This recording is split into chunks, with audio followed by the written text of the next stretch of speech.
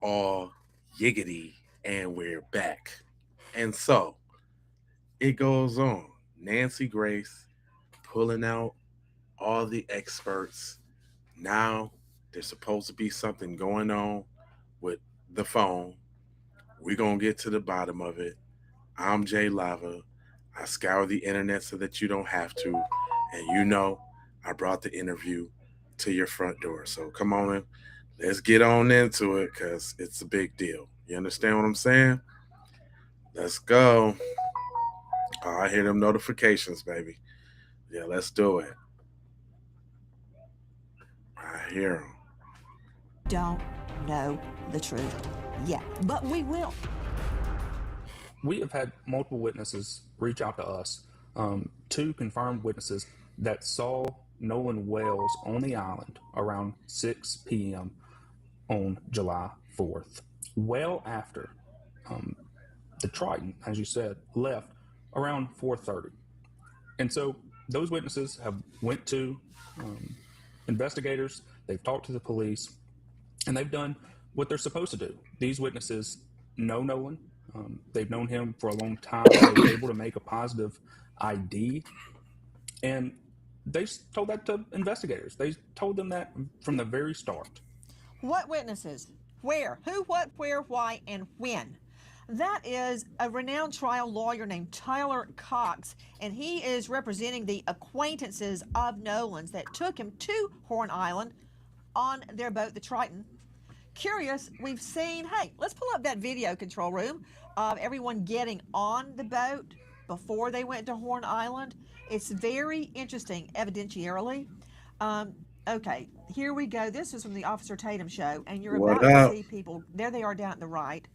And there's actual video of people see the boat at about 1 o'clock. Oh, there we go. Excellent shot, guys. People are getting on, people getting off. And it keeps going to where you see everybody that got on the boat. But here's my big question tonight, before I can even get to the alleged witnesses that Tyler Cox is telling us about. Dave Mack, joining me, Crime Stories investigative reporter. Can I see the video again, please? Dave Mack, I'm seeing everybody preparing the Triton to go out, preparing to go out. In this shot, they're down at about 3 o'clock. Okay, keep looking. 3 o'clock, 3 o'clock, 3 o'clock. And then suddenly you switch to a different camera. There you go. That's the boat. So, Dave Mack, where is the evidence? Where is the video of the boat? Is that Nolan right there? Walking along the light blue shorts, and he, at that time, had on a white shirt. I think that's Nolan right there. Dave Mack, where is the evidence, the video evidence of them coming back? Nancy, we have not seen evidence of them coming back. Remember, 3 boats caravanned out to the island, and then we have different stories about when they arrived back on the mainland. But we don't have video of any of So we them don't showing have back that up. video. Correct. Okay, let's circle back to the alleged witnesses that. He's a great trial lawyer, by the way. Wins a lot of cases. Is Tyler Cox. He's representing the acquaintances that went to Horn Island with Nolan. And I've got to get to the phone torpedo, but he's not the only one that says they have witnesses. Listen. These 2 witnesses, 2 very reliable, very credible, and very upstanding members of the community, they saw Nolan. And they've known Nolan for years. There's no chance that they made a mistake. And by the way, this can be corroborated through other evidence, other eyewitness accounts. And that's the end of it right there. That's from the Officer Tatum show. Susan Hendricks joining me, veteran investigative Melinda, journalist, what author of up? Down the Hill, My Descent into the Double Murder in Delphi. LA. Witnesses. I understand that there's video and witnesses. One places him there at 5, one places him Timmy. there at 6. Significance, the Triton, and we can show this by GPS. They are right about this, left Horn Island around 4:30. So if he is spotted, and you can confirm to me that he is spotted there at 5 or 6, that video has a timestamp on Right. it, and I can corroborate that, or I can corroborate the witnesses weren't drunk. Hey, let's see that video control room again of Nolan bent over, and all you can see is his blue trunk right there. Now, that's not a very good eyewitness right there, okay? Do I think that's him? Yeah, I do. I do think that's Nolan.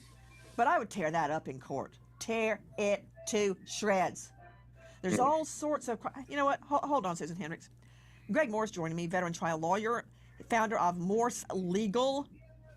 He's in the Southern District of Florida, former West Palm Beach public defender, and author of The Untested.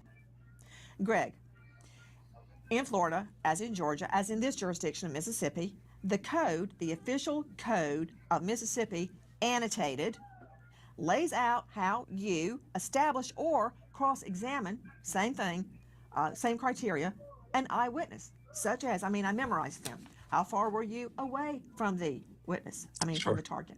What was the lighting? Do you wear glasses? Were you wearing them that night? Were you inebriated? Had you smoked pot? How can you prove that to me? Did anything obstruct your view? Was it daytime or nighttime? What time of the day was it? Byron, what up? You go on and on and on. You can rattle them off, right? I know you can.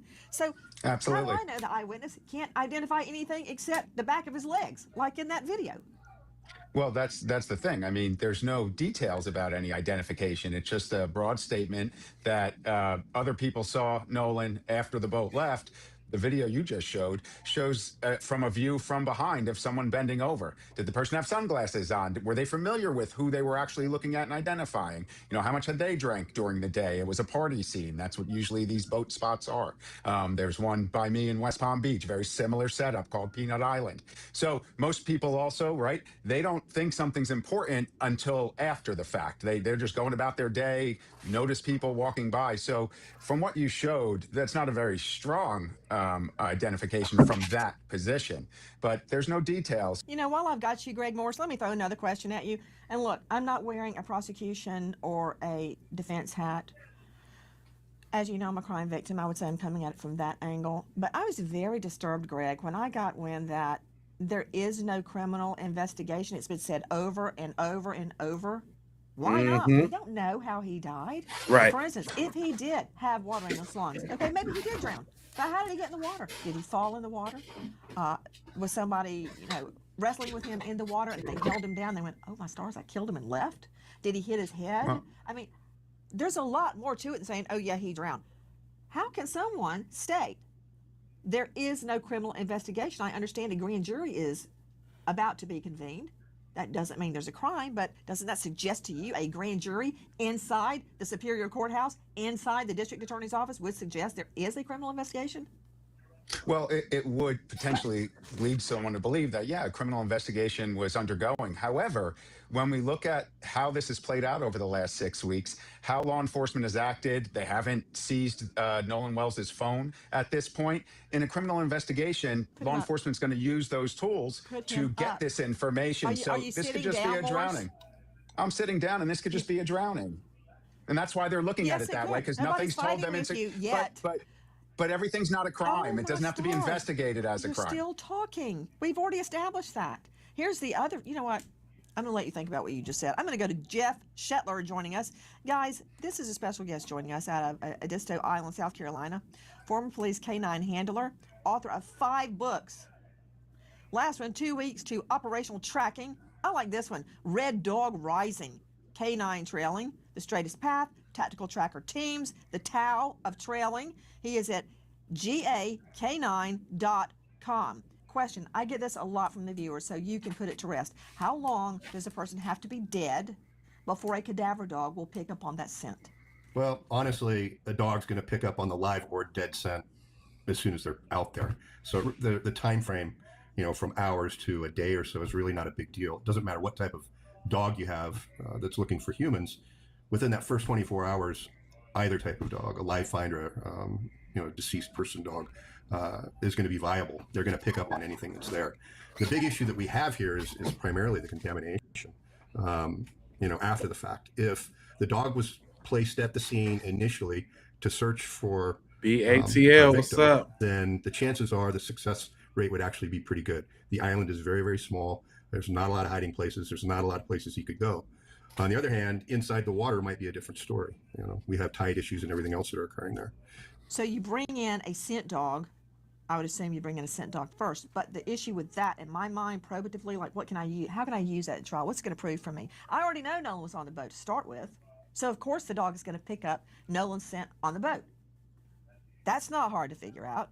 So I know a scent dog is going to pick up on that. But a cadaver dog, what should have been done immediately with a cadaver dog, and I'm putting this out there not to say woulda, coulda, shoulda, maybe it happened and we haven't been informed. The press, the media, has no right to information in an ongoing investigation. So this may have been done and we haven't been told. I can only pray. So regarding a cadaver dog, what should have been done, Jeff Shetler, and how should it have been done, and when should it have been done? Lock down the location. Don't let anybody on there. Get the dogs in. See what type of reaction they have. Every second that goes by, every minute that goes by, every hour that goes by will have an impact on the dog work when it comes to age of the material, age of the odor, and more importantly, what your contamination Purple factor is. And this flower. is the one big thing that nobody ever really thinks about. They think the dogs are going to be these magical creatures that detect everything that you're looking for. But that's going to be mitigated dramatically by any Straight type up of human true. activity on the scene. That's the first thing that has to happen. So if you're going to use dogs, you need to get them out there right away. They actually have to be one of the first things on scene. Hi guys, Nancy Grace here. If you are a homeowner, you probably thought, should I call American Fire? And good luck. Straight out to Joseph Scott Morgan, professor of forensics, Jacksonville State University. You can find his hit YouTube show, Body Bags with Joe Scott Morgan. But most important, he is a death investigator with over 10,000 death scenes under his belt. Isn't it true, Joe Scott, that a cadaver dog, aka a human remains detection dog, can absolutely detect the scent of a dead person as early as 45 minutes to 3 hours after the death because of the cellular breakdown and organic compounds? Could you translate what I just said, which I've said in court before, into regular people talk? Yeah, so our building blocks are cells, and so those cells begin to break down. And you're right. People don't understand that human decomposition literally begins at a cellular level the moment we're gone, okay? So the two compounds that you're looking for here when it comes to cadaver searches utilizing canine assets are putrescine and cadaverine, or cadaverine as well. And what they are, they're an organic compound that combine as a result of the cellular breakdown, and it gives off a particular odor. Now, to what Jeff was saying just a moment ago, if there is some type of, let's just say, blood evidence, all right, on the boat, that I pray this boat was locked down quickly. If there's a point of impact, say, for instance, on a railing, any of the gunnels in there, those areas in there, and you have blood deposition, guess what happens, Nancy? That blood begins to break down, just like a body does, okay? So you'll have the scent that is there, and it is wholly different than tracking a human, all right? Now, where else would you find it? Well, we know that Nolan's remains are allegedly found on the shore, right? They're allegedly right there. Now, we also know, and remember what the second autopsy said, he's in an advanced state of decomposition at this point in time. So the trick is here trying to That's understand. when he's found on the beach. Hold on. Exactly. Joe Scott, that's when he's found on the beach. But my understanding, of course, I'm just a trial lawyer. I'm not a canine expert like Jeff Shetler is, but within minutes to hours, within minutes, dogs can pick up on the scent of human decomp. It starts almost immediately, and the dog can smell that. You can say within 45 minutes, but I have to tell you, there is a lot of variability here, dependent upon a lot of environmental conditions, even the individual that is decomposing. That's going to play into it. So that's not a static number. It's a bracketed number. So you don't know how long it's going to take for this to actually begin to develop. We also know that well-trained dogs, like Jeff Shetler works with, can still hit on decomp, even microscopic particles in soil, long after the body has been removed, sometimes years or even decades Ain't no later, typing in all depending caps on in the condition. chat, fam. But as Shetler just pointed out, in these I'm conditions, the only one that where get to the type in all surface of the boat caps. is exposed to Calm that down, fam. All right? Just calm that down. You get me? Just say what you got to say. And let that be that. Thank you. water, to wind, to contamination, not so much. I'm going to circle back to Jeff in just a moment regarding any possibility of tracking human decomp or human scent on Horn Island. The thing is, we know he was there, so we know the dogs will hit on him being there alive. But what about dead? I also want to clear something else up, and this is really important. Greg Morse, these acquaintances that went out on the beach, I'm not razor locked on them. I'm looking at them. I'm looking at everybody. Who are these two witnesses? If they are telling the truth that Nolan Wells was on Horn Island at either 5 or 6 o'clock, then the acquaintances on the Triton are in the clear, because Morse, I know based on their GPS what time they left the island. So Well, we have to keep our minds open as to what, who, what, where, why, the whole shebang. We can't lock in on those acquaintances if they had already left and he's still on the island. Is that true? I don't know. But it could be, right? Many an investigation has failed because the prosecutor did not keep their mind open as to potential suspects, right? well, that's 100% right. You know, the police have to keep an open mind here. It's not even a criminal investigation. So 6 weeks approximately has gone by. The folks that were on the boat with Nolan, nothing has come out even remotely to indicate they were involved in some foul play at this point at all. They're just people that went out to this island with their friend. It appears their friend may have stayed afterwards, and maybe a tragedy happened, maybe something else happened that wasn't involving them. A tragedy but did happen. 6 Nolan Wells weeks, is dead, and I'm going to find out how. But I tell you sure, what, but you're talking I about am 6 curious weeks. about This is why no this is polygraphs have been isolated. taken.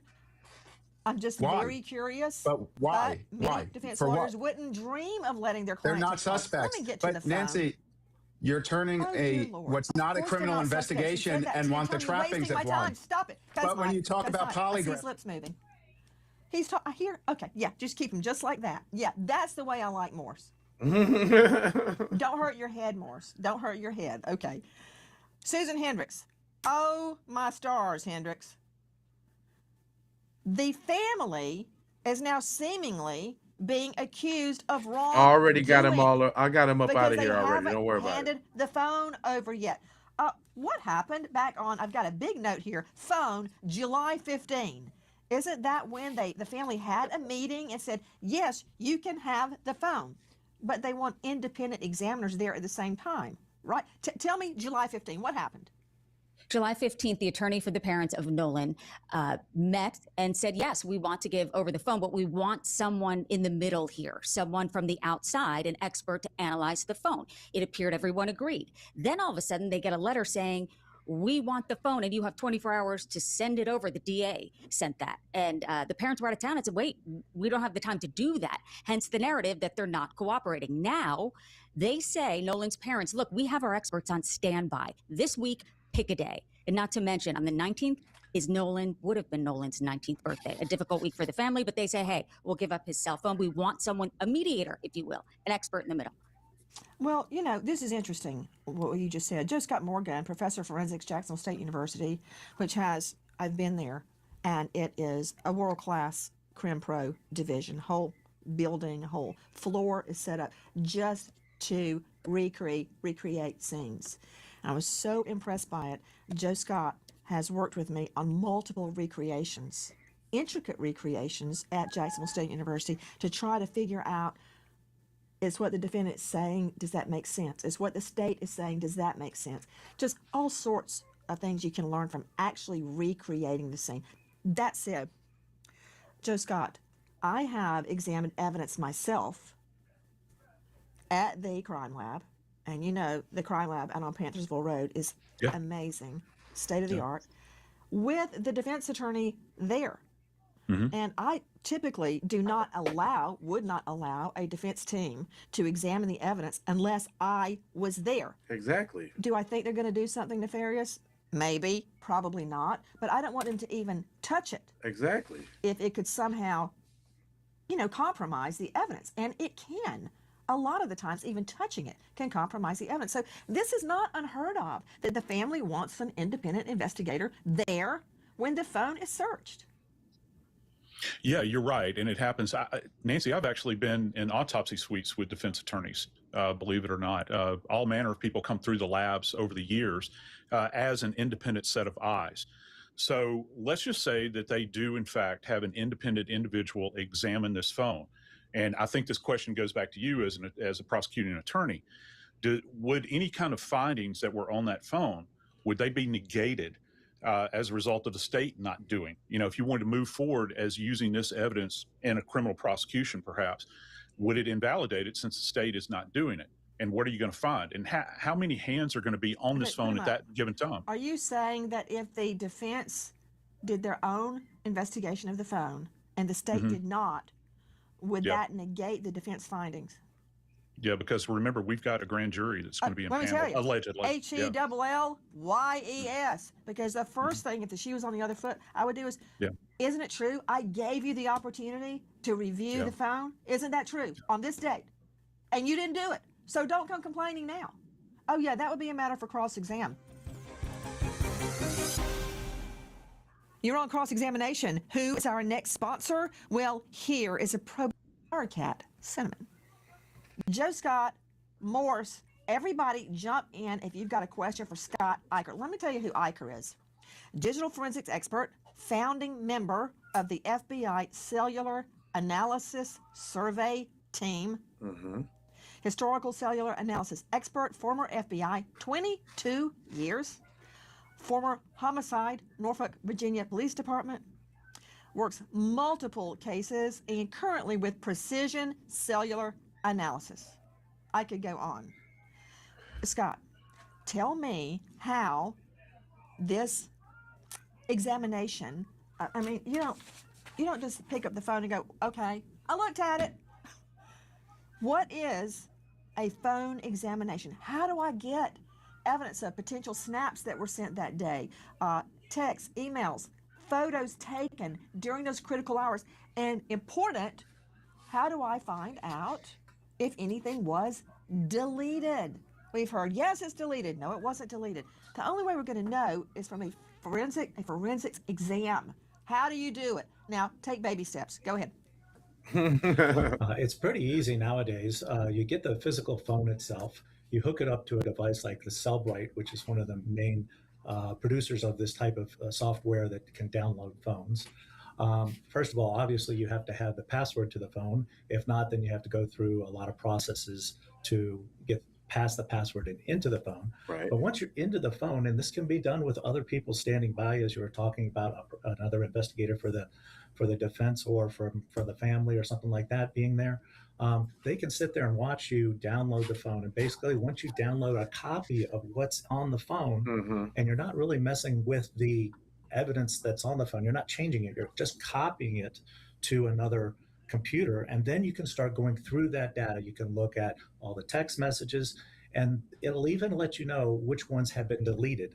Now, of course, deleted means, in Put them up, please. Put them up, please.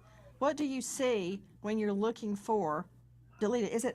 Do you see like you log on and you just see all this data, X's and O's and digits, and how do I tell something's been deleted? Explain that to me. I mean, unless it's in recently deleted, but even my twins at age 3 knew how to go into my phone and find recently deleted and delete it. How do you find it? So it's actually just, on the computer screen, you're looking at all the lists of text messages, and it says right to the right of it, this one was deleted. So in an aspect, if it hadn't been overwritten, think about how computers work. You delete something, just like a phone, you delete something, it kind of takes it and moves it into to an area you're not using. And then once, if the phone starts getting full, it starts writing over that deleted stuff. So things that were deleted at some point in time are still there and can be recovered. The actual texts of the text message, the content of the text message is still there until it's getting written over by the phone. Scott Eicher, has your company, Precision Cellular Analysis, performed these independent examinations of phones? Yes, they have. We have a whole group of individuals in our company that just specialize in downloading phones, rebuilding phones that are damaged so that the data can be pulled from the phone, and breaking into the phones if we don't have the password. What is Cellbrite and how is it used? It's a program that's been around for a good amount of time, probably 15 years, and each year it gets more updated, but it's a program that actually goes into the phone and allows you to copy the information from the phone onto a different computer. And then you can look at the data and spend time going through it, get all the chronological information from text messages to pictures to Snapchat. So you can get a timeline from all these different areas of the phone. What about a digital forensics go bag? A portable data collection rig. We saw it in the Nancy Guthrie investigation. It was used when the investigators went into the Guthrie family home. You see it on field operations, intelligence, digital forensics. They extract or they mirror digital info right there on location. A tactical exploitation kit like a forensics go bag. Yes, those are available, and basically Cellbrite is that also. It's more for phones, but you can have the same type of device for computers and for other devices in the home. But Cellbrite is also a portable device that you can take to a crime scene, take to a house, or go to a individual's residence and do that download. It doesn't have to be done in the office. According to the family, they have made the phone and their independent experts readily available. Exactly. The Jackson County DA's office, as well as our forensic team, and possibly the FBI, we're going to together download and examine the phone. So it's done one time with everybody together, right? This is very common in the law. This is what is supposed to happen. We are waiting for the DA to determine the time, the place, the date. Let us know, and we are going to be there with our forensics team and anybody else, but it's done one time, one examination. We're ready for it to happen. From our friends at WLOX, that's Liza Park, working with Nolan's mother. To you, Susan Hendricks, now somehow it's made to look like the family, Nolan's family, is not cooperating. Let me understand what has happened. So Nolan's family went out of state. I don't know why. And while they were gone, they get a demand letter from the DA's office? Yeah, that said you have 24 hours. And they were at the NABJ, National Association of Black Journalists conference in Georgia. They spoke on stage and they said, wait a minute, we're not there. We can't do that. I thought we agreed on July 15th at that meeting that we would come together and do this. And now you're acting like we're not cooperating, but we are. So then they came back now, Nolan's family attorney saying, okay, any day this week, we need 24 hours notice and we'll make it happen. They're not hiding the phone. They just don't trust for the DA to have the phone alone without an independent investigation into the phone, someone who's not biased. And, Dave Mack, Crime Stories investigative reporter, the family is afraid. Many people have seen injustice in other cases that have nothing to do with them. And I believe they fear evidence will be destroyed or mishandled. And it can never be recaptured. It's very possible it could never be recaptured. I mean, you and I and Joe Scott, you did an incredible recreation in the Ellen Greenberg case, remember? Ellen Greenberg stabbed, I think, 20 plus times, including the back of the head, the back of the neck, the back, actually severing the dura of her spinal cord. And the ruling was suicide. Okay, this is what I'm leading up to. So, yes, ma'am. All of the evidence was not documented at the scene. The police this is in Philly, told the apartment manager, sure, clean it up. As a matter of fact, here's a professional cleaner. Call them. They had it professionally cleaned. Bye-bye, evidence, gone. Not only that, the apartment manager took a video of the inside of Ellen's apartment to show basically, look, this is how it was before, this is how it is after. We want to prove we didn't take anything, we didn't steal anything, everything is accounted for. And that's SOP, standard operating procedure. So when they didn't process the crime scene, they went, oh, thank goodness, at least we have the video. They handed the video over to Philly PD and they lost it. Yeah. Just let that There's one more thing. There's one more thing that kind of ties back to. There's one more thing that kind of ties back to Nolan's case here as well, and that's the fact that with Ellen, I don't know if you recall this, the computer made it out of there as well. Do you recall that? And that was never examined, right? And so that's, again, we're left wanting, Nancy, Ellen's relative to all of the data. With all of the info leading up to the time of her murder, ruled suicide, taken off the scene. Now, I'm not claiming that the people that took it, they were family members of the fiance. For all I know, they took it because they didn't want anybody to steal it. And nothing nefarious happened. But the problem is, you lock down a scene. I mean, look what's happened to Nancy Guthrie. A pizza Yeah, you delivery can't. guy Yeah. came and walked right over the blood evidence to deliver a pizza. Same thing here, Dave Mack. I get why the Nolan Wells family is fearful. Well, Nancy, this investigation, I'm putting air quotes in that because if you remember early on, it was a drowning, I'm putting air and quotes. no investigation had even been done. You realize he was missing. It wasn't like it was hours and they went back and he was missing for almost 2 days. And the family early on was not getting information that they felt like they should. All they're saying is, we want to be assured of the chain of custody, how the extraction on this phone is going to be performed, who would have access to the extracted data. That's important. Preservation of the evidence, and then when is this phone going to be returned to us? This is the last thing they have of their son. And those things that I just mentioned, those were the items discussed on July 15th. And there was no follow-up after that until August 12th. When the DA's office, tells the family, well, you got 48 hours to turn the phone over, and they were out of town. So, yeah, there's a lot going on with the most important part of the So there was evidence. no way by that the we time have. they find out about the letter that they could comply with the 48-hour requirement. Hi, guys. Nancy Grace here. Please join us on Crime Stories and stream it first on Crime Stories with Nancy Grace. Stream it first on Fox 1. I hope to see you there, and thank you, friend. If you know or think you know anything regarding the death of this young man, Nolan Wells, dial 228-769-3063. Repeat, 228-769-3063. We are not letting go of the Nolan Wells investigation. Tonight, That's right. You heard it. So we got busters in the chat. I've been seeing y'all getting at them, man. Hey, I see you. I see you over there, Timmy, giving them hell.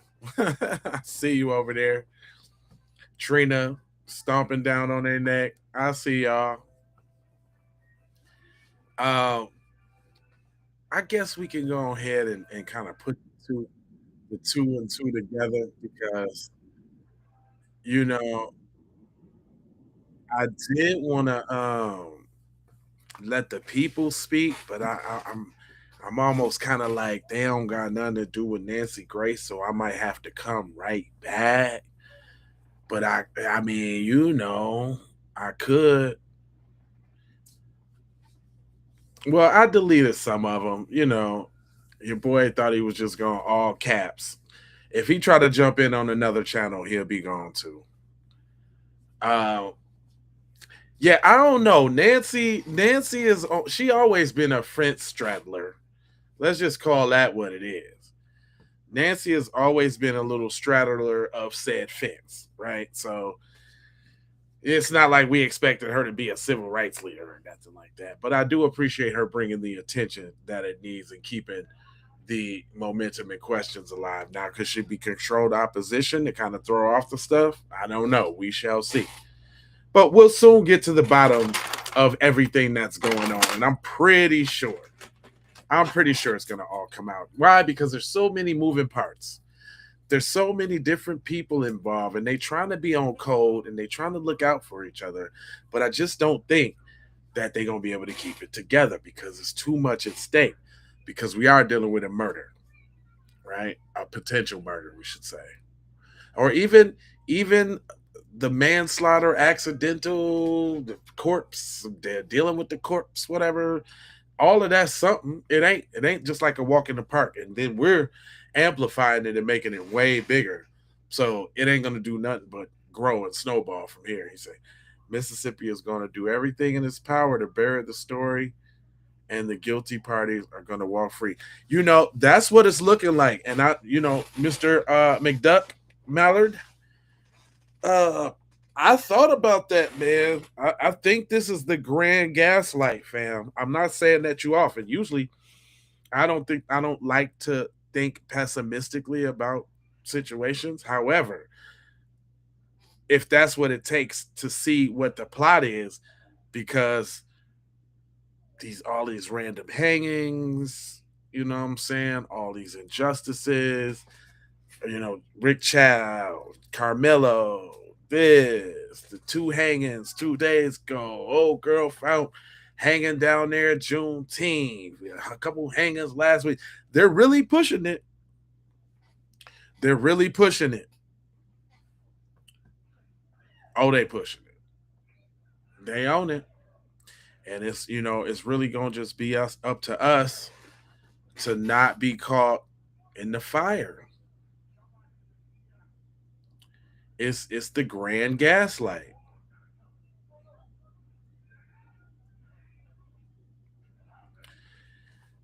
Okay, we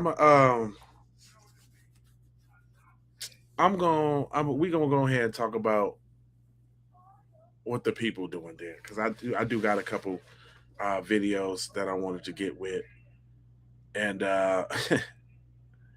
did y'all know that they mad at Nancy? I'm talking about them folks is mad at Nancy. Did y'all hear what the governor dude said about Nancy? Check this out.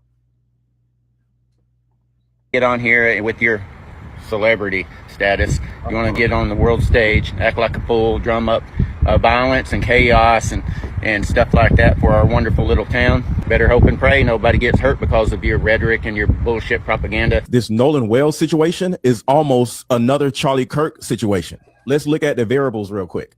Charlie Kirk died right in front of his friends.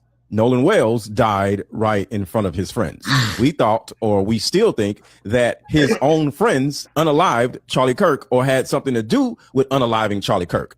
Well, we see the same thing in this Nolan Wells situation.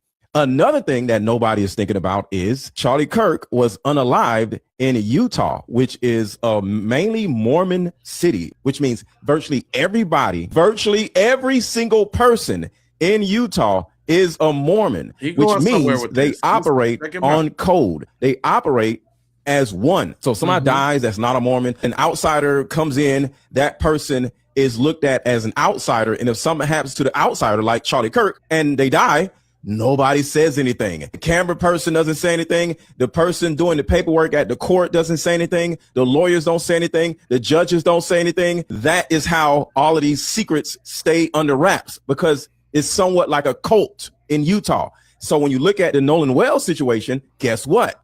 Ocean Springs in Mississippi is exactly the same thing, except everybody isn't a Mormon.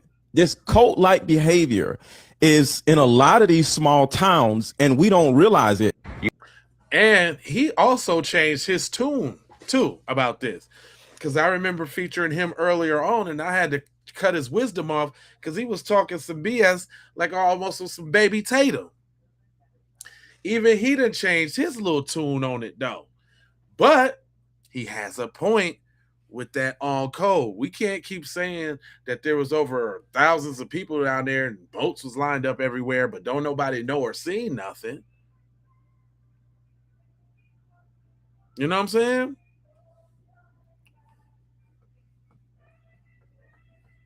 So I gotta give it to him.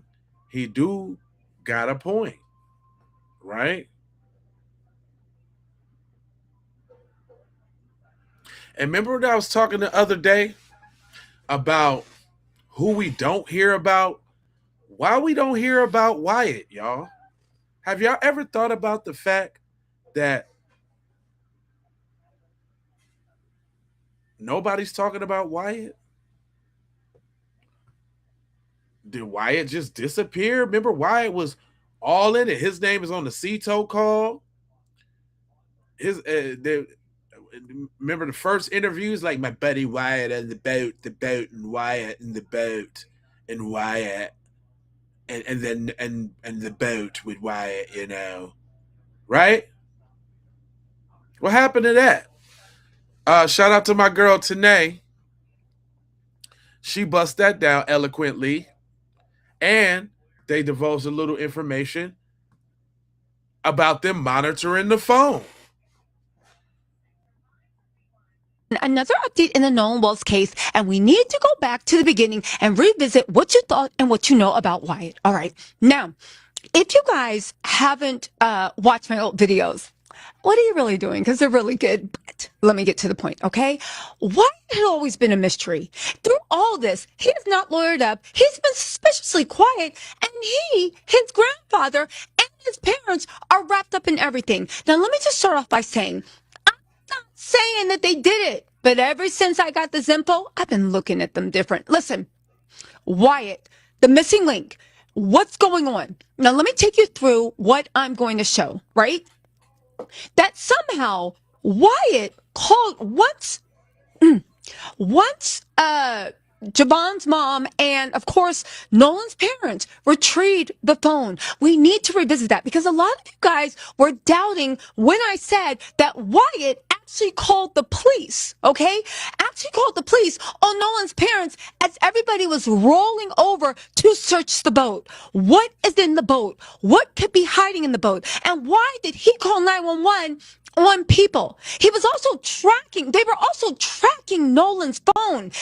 So why they thought he was missing and they knew he had the phone, why they were tracking the phone to find out the parents' next move. But then we have to get into the parents. We have to get into the police department and we have to get into all this information I just found out. All right, you guys, are you ready for the PowerPoint presentation? We are, but one of my family said they forgot what Wyatt looks like. Well, let me remind y'all what bad suit, county bluebell, bow tie, I won third place in cow snorkeling, Wyatt looked like.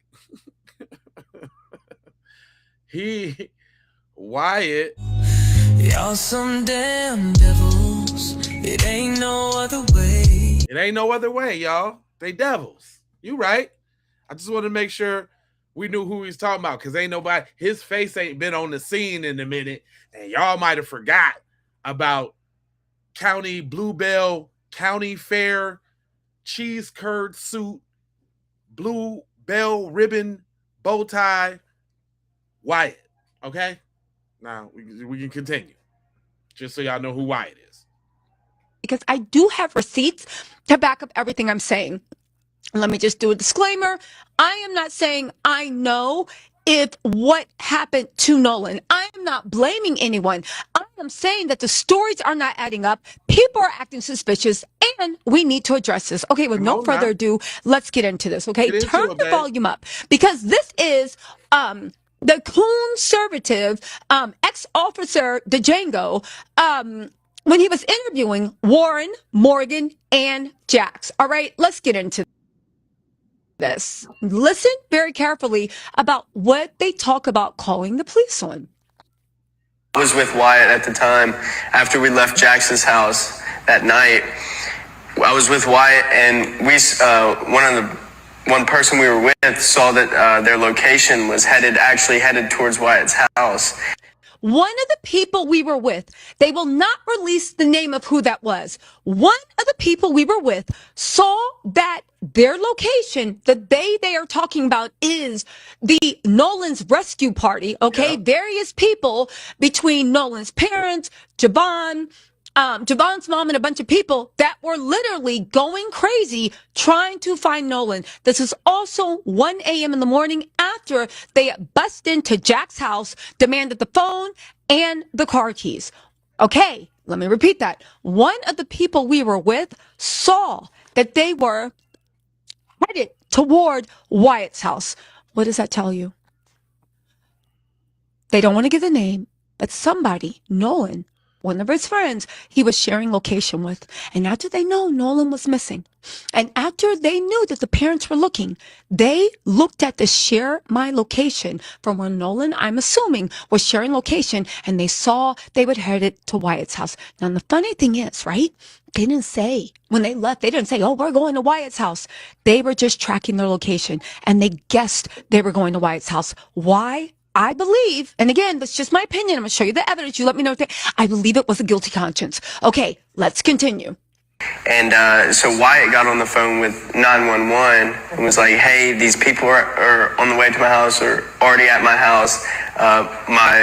My mom and my dad are there alone and they know nothing about this. Okay, let's react. Hey, Wyatt, Instead, first of all, to look at people that are looking for Nolan and freak out and call 911 because they told you when they left Jack's house, where's his stuff on the boat? Where's the boat? Oh, it's parked at my mom and dad's house. And they ran over to search the boat. They ran over to search the boat because it didn't make sense the way they were acting. Everybody was off. Nolan's parents and Javon's mom and whoever was in that search party, baby, they trust their gut. And why wouldn't they look in the boat? Because there might be something that could let them know what happened to Nolan. Let's not forget, everybody was saying, we don't know where Nolan is. We think he might be drunk in someone's house. So instead of calling your parents and saying, hey, Nolan's people are on their way over looking, they want to search the boat. Nolan's people are on the way over. You call 911. Wyatt, the person has been suspiciously quiet in all this. You call 911 and you say, hey, there's people over to my house. My parents don't know anything about this. Know anything about what? Know anything about what? My parents don't know anything about this. Meet them there and stop them from searching the boat. Why else would you call 911? Why wouldn't you call your parents? Why wouldn't you call... By this time, Bart was there. Why wouldn't you call Nolan's mom? Why wouldn't you do anything? And most importantly, why wouldn't you join in on the search? Because what do you have to hide? There's nothing on your boat, right? Okay, but get into this. This is the boat. This is the boat. Look at these people. Look at all this fish on the boat. But more importantly, look at where these people's ankles and whatnot are hiding. Humans could lay flat in that boat and you would never, ever see them. You would never, ever. The boat is not shallow. It is actually very deep. And you would never, ever, ever see anyone. Now, there is a video surfacing that looks like an arm or something comes up and then drops that down. That has not been verified. And by verified, I mean like, I'm sure Nolan's mom, and there's Ahmad, there's Eric Hart, there's Ben Crump.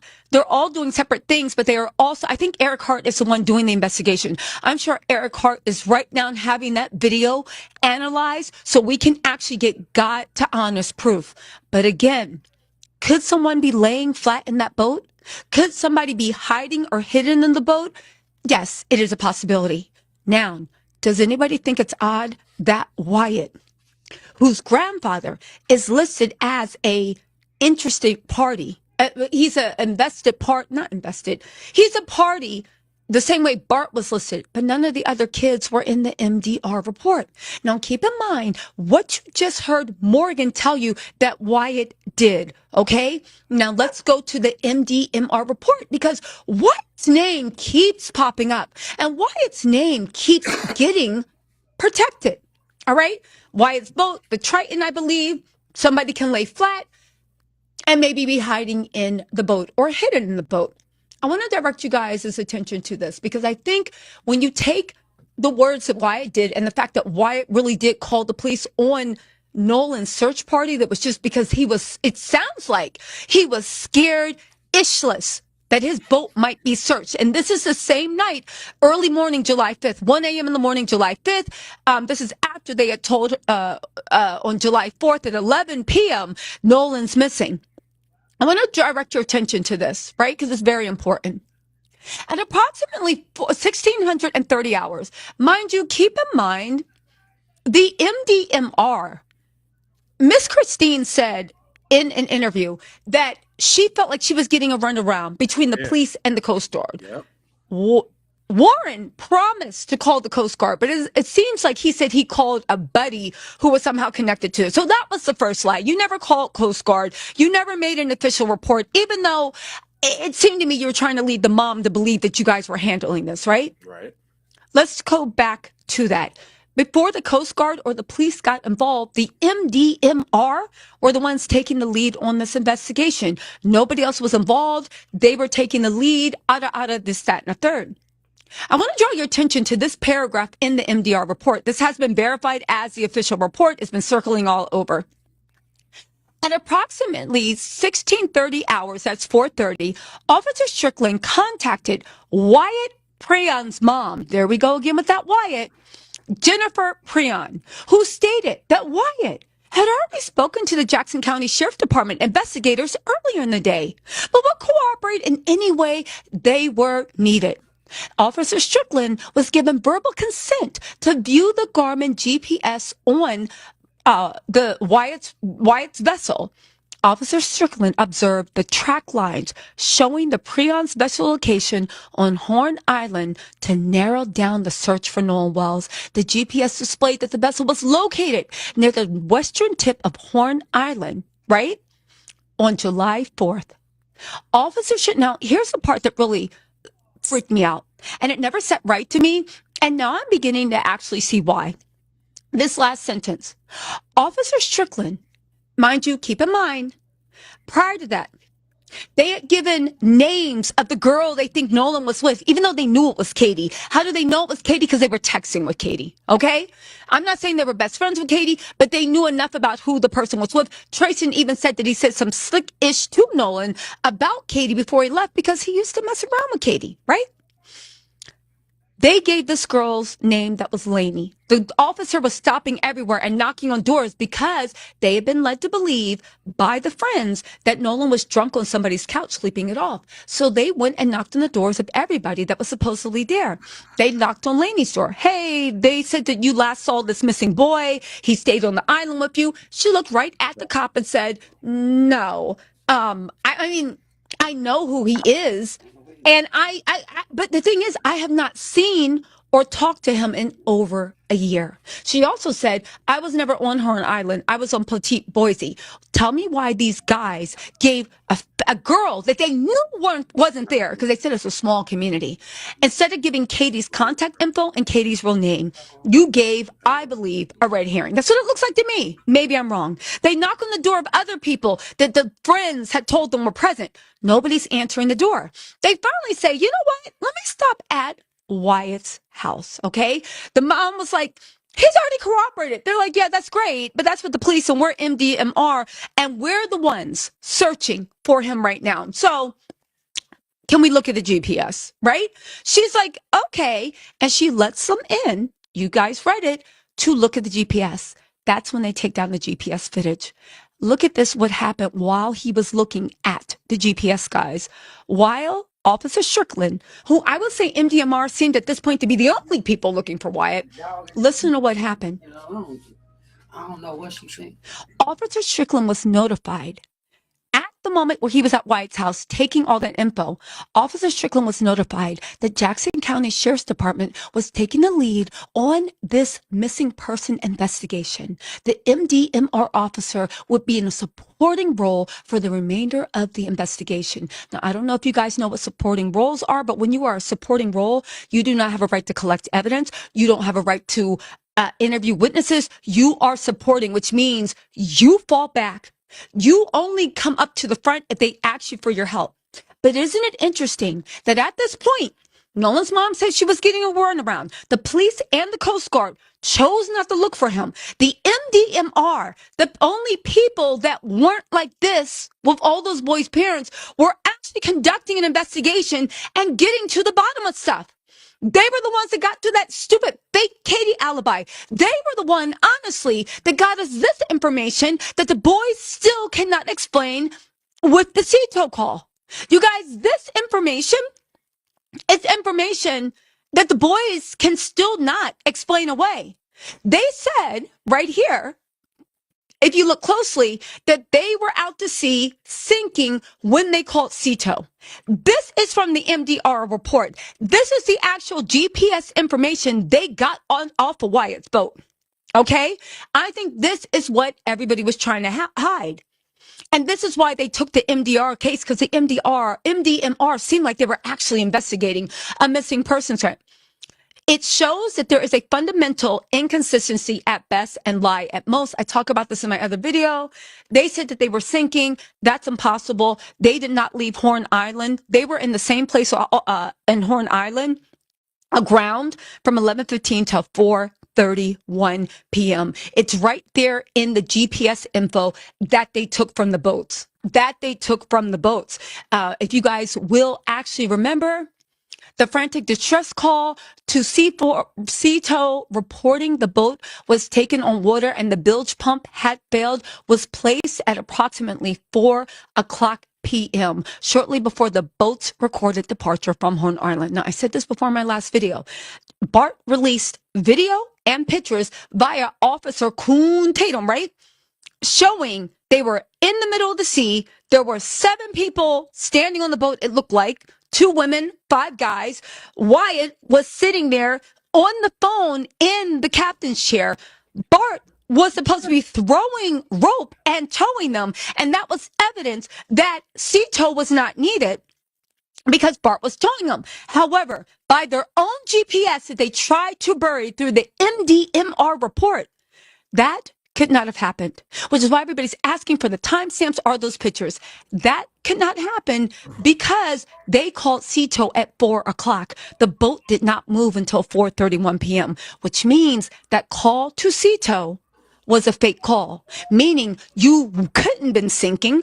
You didn't need help. You said you were at 31 feet of water where your GPS told us that you were in the same place you had been since you got to Horn Island. It was only till after you left Horn Island at 4:31, 30 minutes after you made that Cito call, that the boat even moved. Keep in mind, they also say during the recorded dispatch call from the Mississippi Department of Marine Resources archive, the teenager on board, that's Wyatt, stated they were near the west tip of Horn Island and needed immediate help. However, the actual tow was ultimately never dispatched or completed because the dispatcher spoke with the captain, who noted that Jerry, Wyatt's grandfather, and owner of the boat communicated that the teens had managed to address the pump issue and with no longer required. You guys, this distress call was made 30 minutes. On top of that, if you were sinking, why would you go out into the middle of the ocean when there's all these boats and people and friends and family around that could assist you? It doesn't make sense. There is a 30-minute gap that nobody can explain. And I believe nobody can explain it.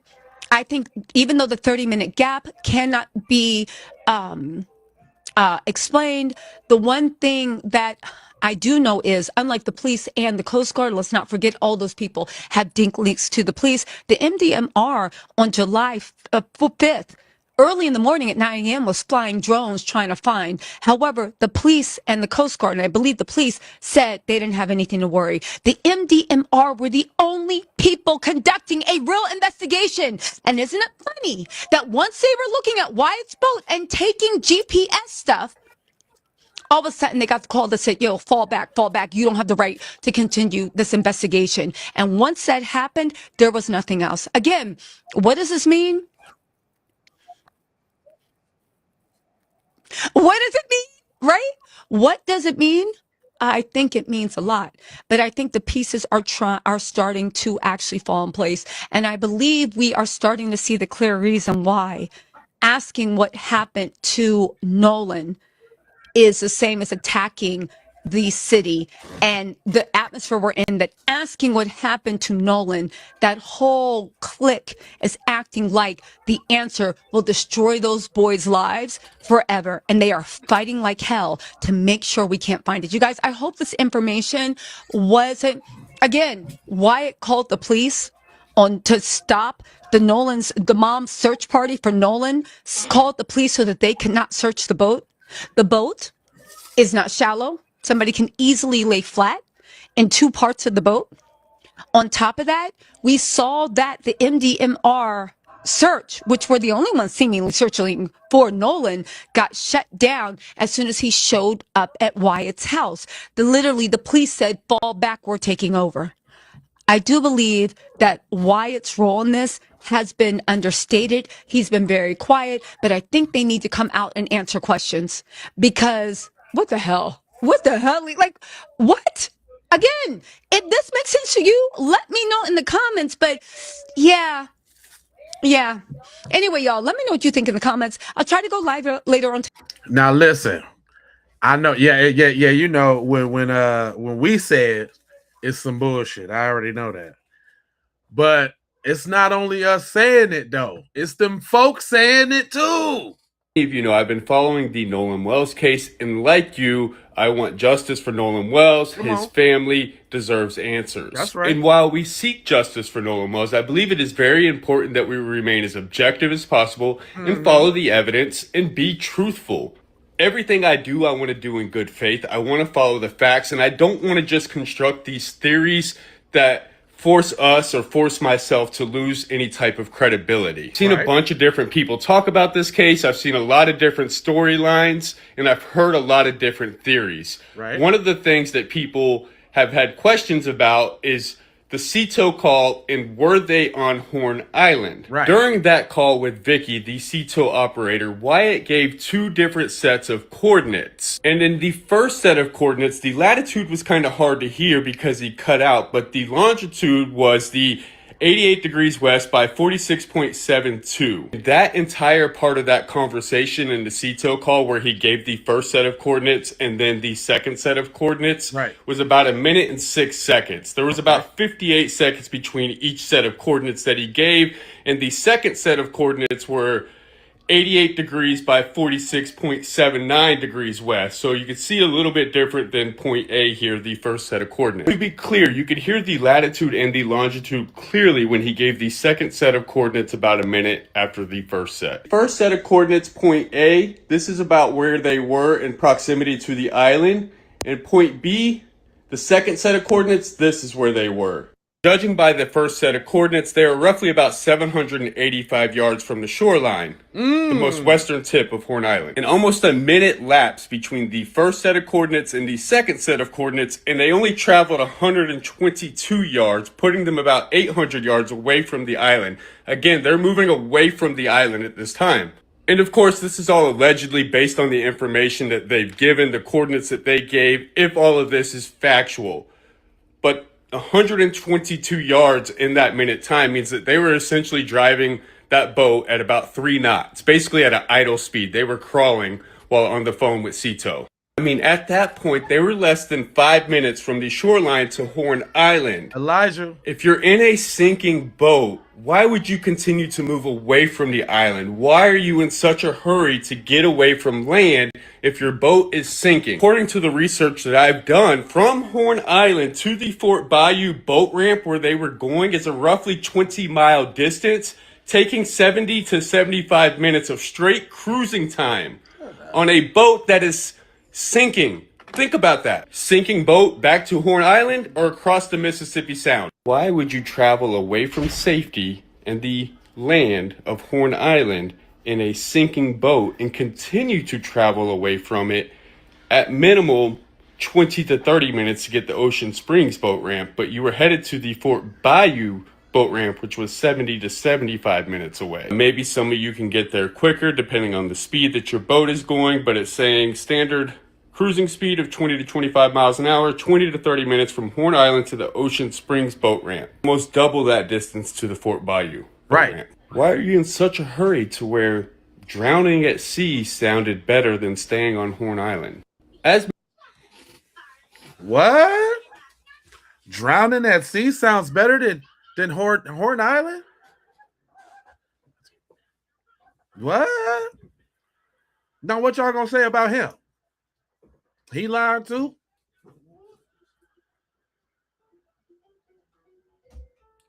Yeah, you know what? Me too, Pepper. Pepper, I feel you. I hate when people kind of try to announce that they finna leave.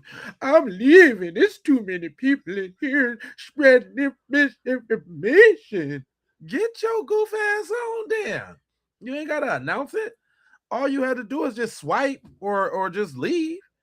Jeez Louise. Cayenne, the Pepper Lady, what's up? You know what I'm talking about? But you know what? Uh-oh. Nah, I'm going to hold a roll call. I'm going to hold that. But look, they all over here in my chat, but I got a good topic for a live for y'all. You know a live that y'all should be doing right now? The busters and the dweebs in my chat? Oh, yeah, this is the time where we talk about what y'all should be talking about.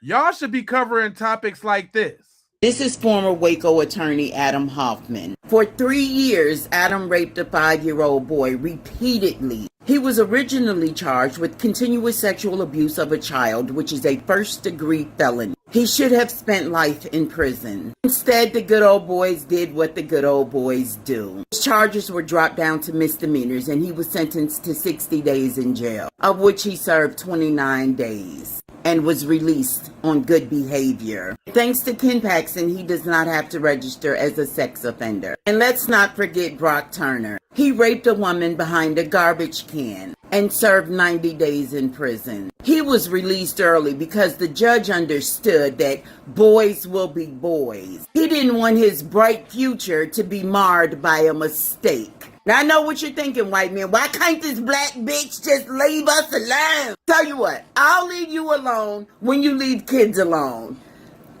Same time Right. tomorrow? So, same time tomorrow? I'll leave y'all alone. Will y'all leave them kids alone and stay out my chat? Huh? Why y'all folks be letting folks... Look, come on, let me ask y'all a question. Since y'all so talkative, why the leadership and law enforcement and judges in y'all community, why do they let y'all go for stuff like that? Is that in your culture? Huh?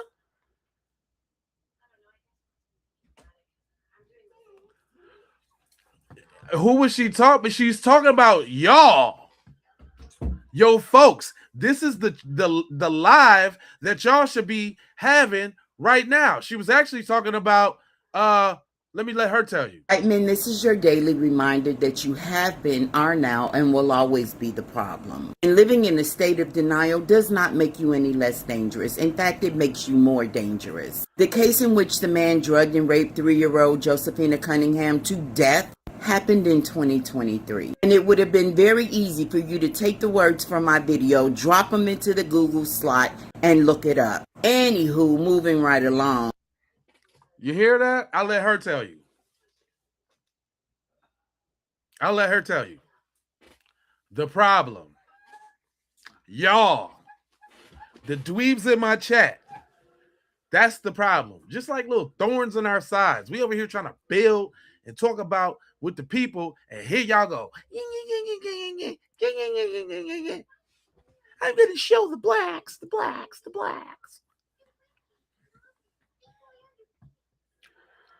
Look, y'all, folks is all over this. It's not just us, y'all. It's them folks, too. Shawty said Ashley was on the boat. If you're following the Nolan Wells case, we need to talk. Okay. I think Judge Ashley Cole was on that boat. I do. And here is why I think that. So we now have cleaned up audio and you can hear female voices on the call. Early on in the call, you hear someone say, "Can we cover it up?" And then you hear a female voice say, "I thought of that."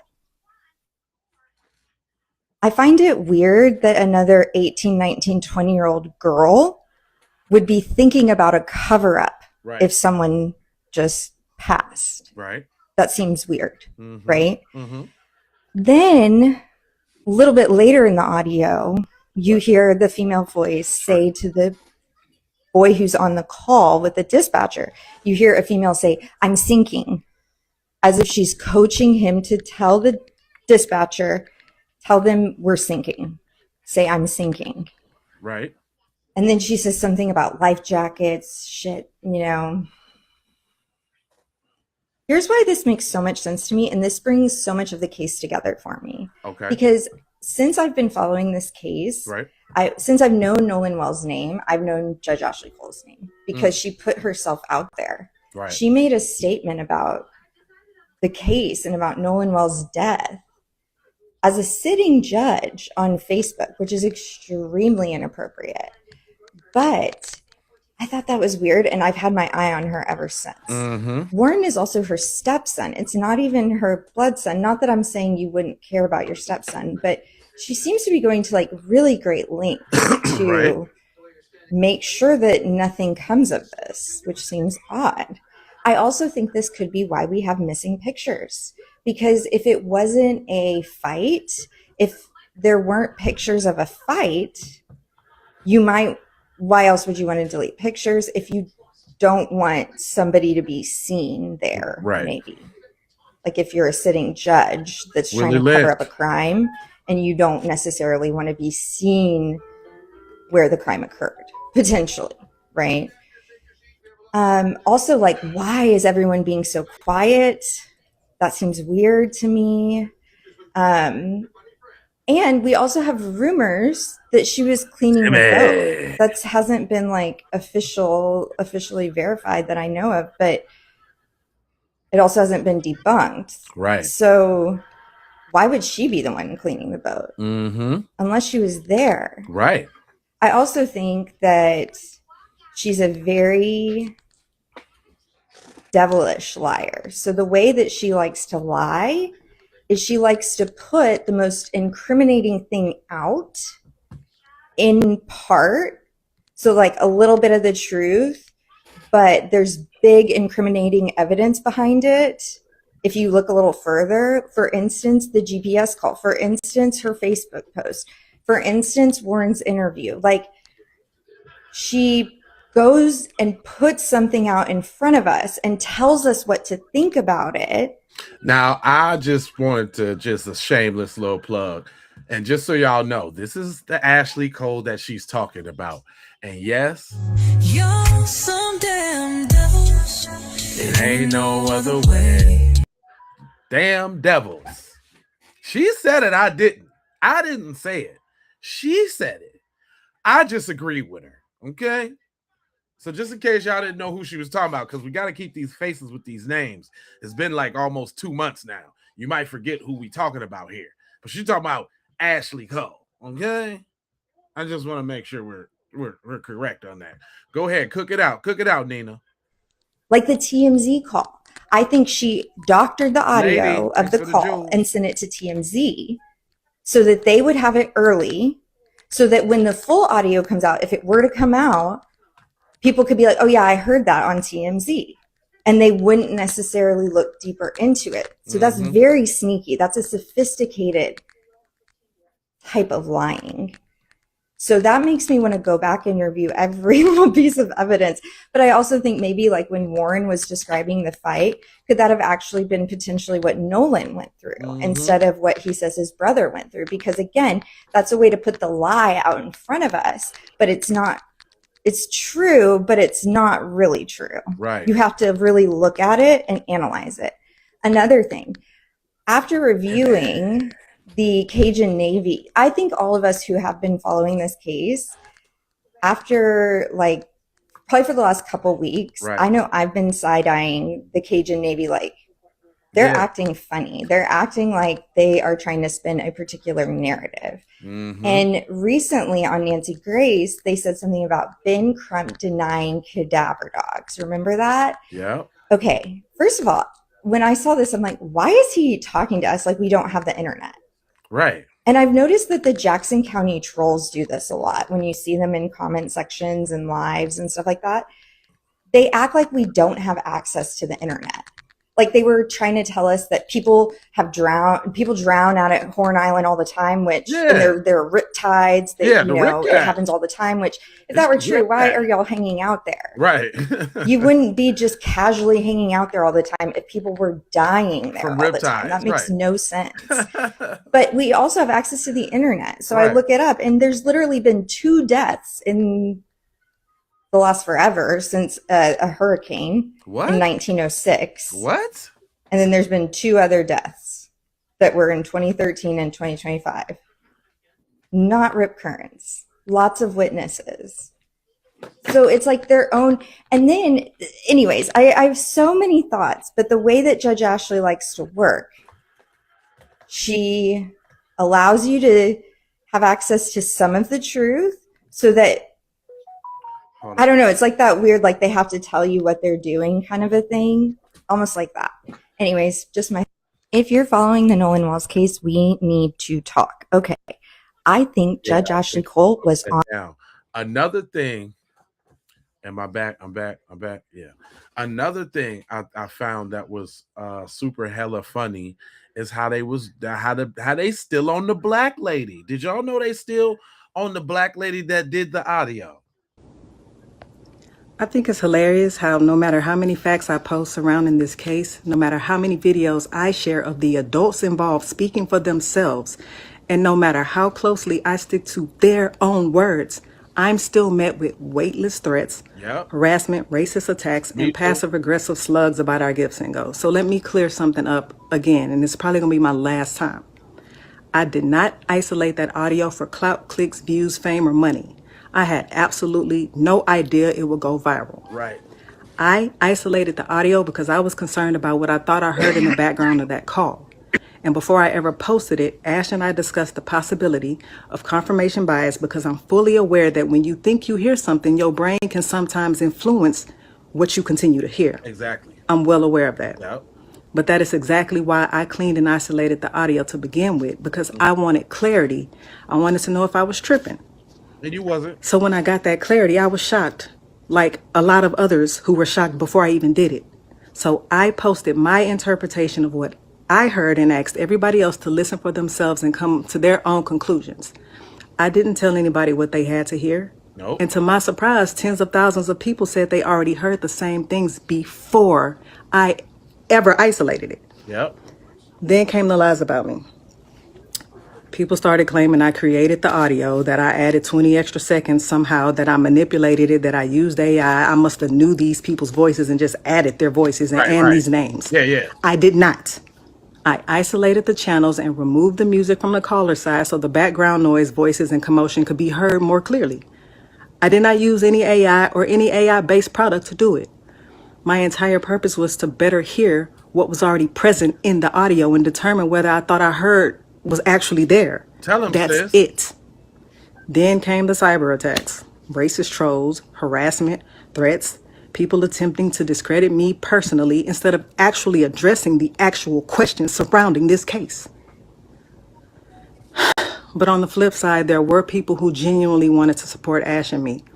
And then someone online actually created a GoFundMe on our behalf, and then that same night it was denied.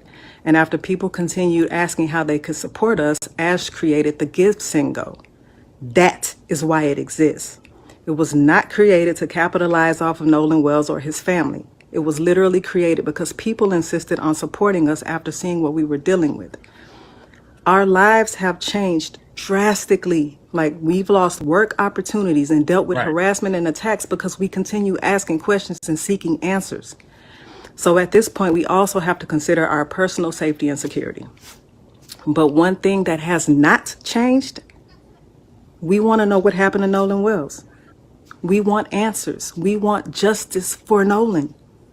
So the threats, the intimidation, racism, scare tactics don't silence us. If anything, they strengthen our determination to keep asking questions and following the facts wherever they lead. We will not be intimidated into silence, period. And to every single person who has donated, supported us, defended us, shared information, or simply encouraged us to keep going, thank you, thank you, thank you. We appreciate you more than you know. But everybody else, I need y'all to understand something clearly. Yeah. We are not giving up. Straight up. Not today. Not tomorrow. Not tomorrow. Not anytime soon. So if our continued pursuit of answers bothers you, get used to it. Straight like that.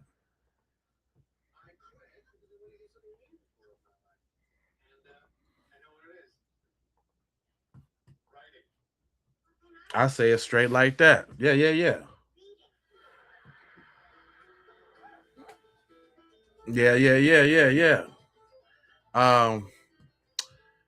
I seen this conversation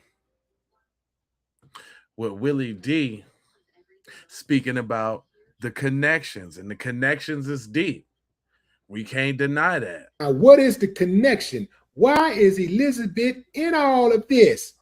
Well, Elizabeth, besides being Bart's mother, Elizabeth was appointed to the Mississippi State Board of Health by Guess who? Ding, ding, ding, ding, ding, ding, ding, ding. Governor Tate Reeves.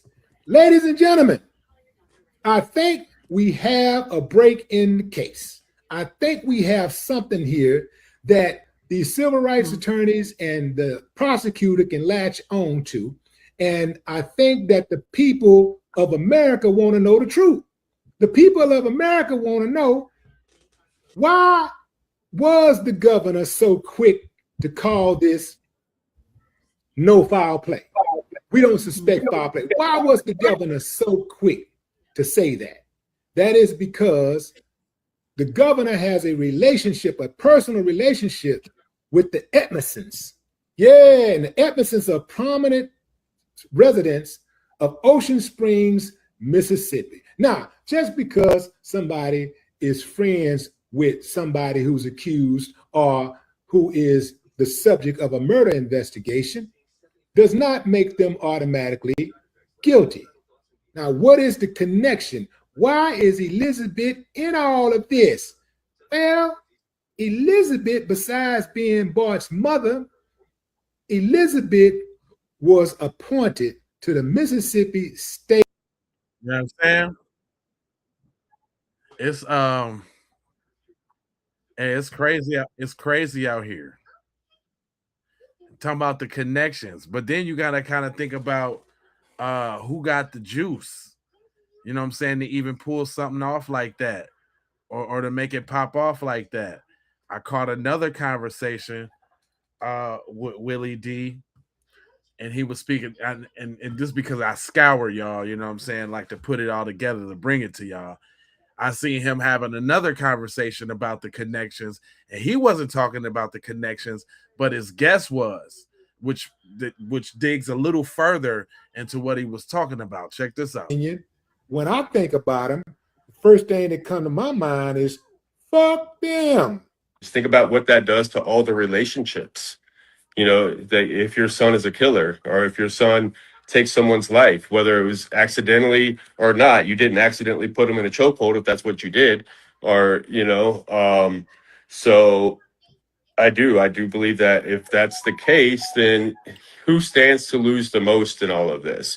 And then also, who has the power and the juice to sway other people to keep this quiet, to put fear in them, maybe even have dirt on some of these other families. So, but if you're a family with power and you've got ties to a governor, then you might know some things. You know, like a lot of times people thought the Murdaugh trials in South Carolina, there's no way, right? They could be that deeply tied and webbed together, man.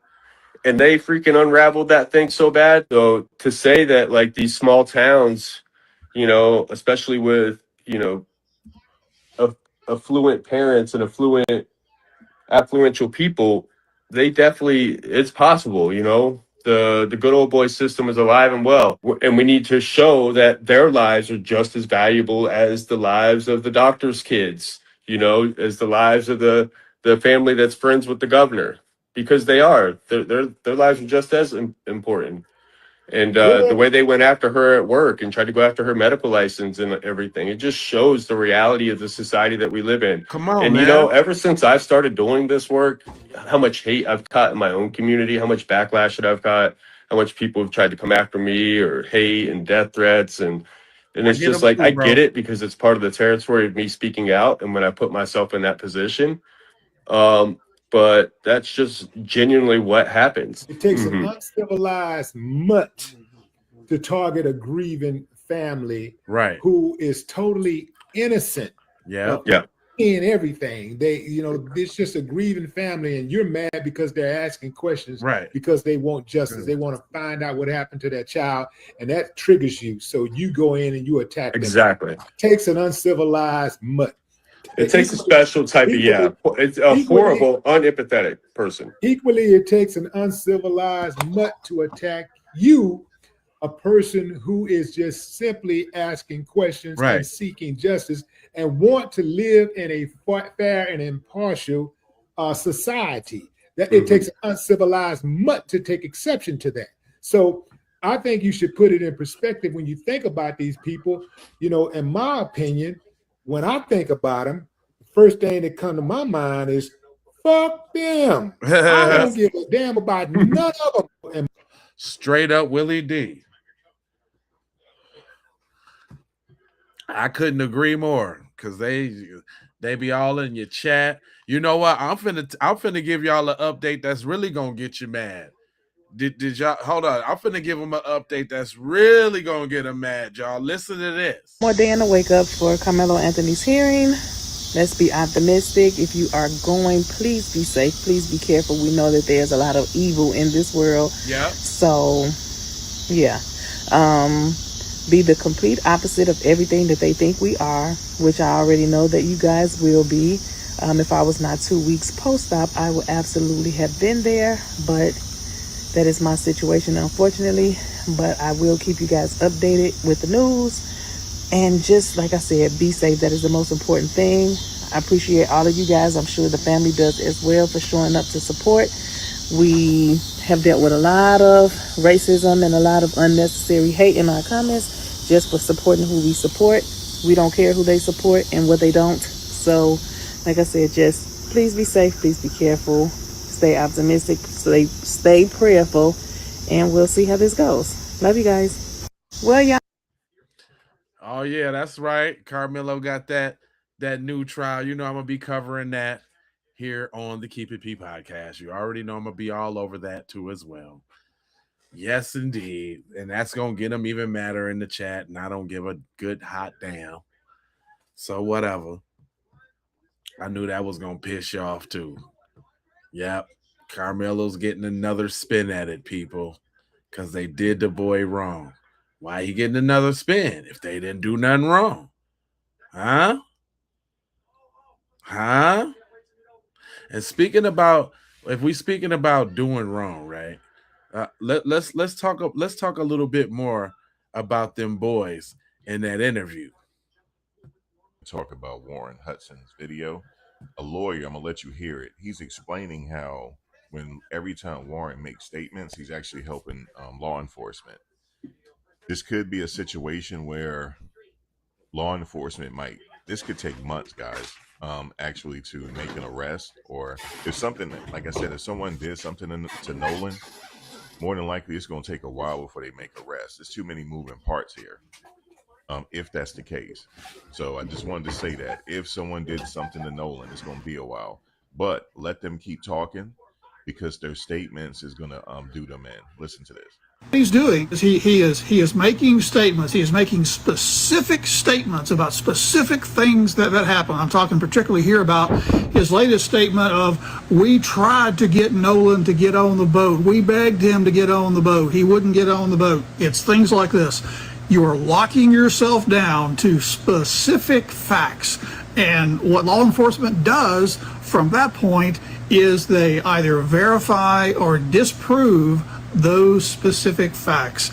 And once you start poking holes in somebody's story, what that leads to is statements of, oh, well, that's not what I meant. What I meant was this. You make another statement, they poke holes in that, and so on and so on. Classic law enforcement behavior, but this Warren Hudson guy is doing it for them. The cops just have to sit back and watch. So you heard that. Their statements ultimately will pretty much do them in if they're lying.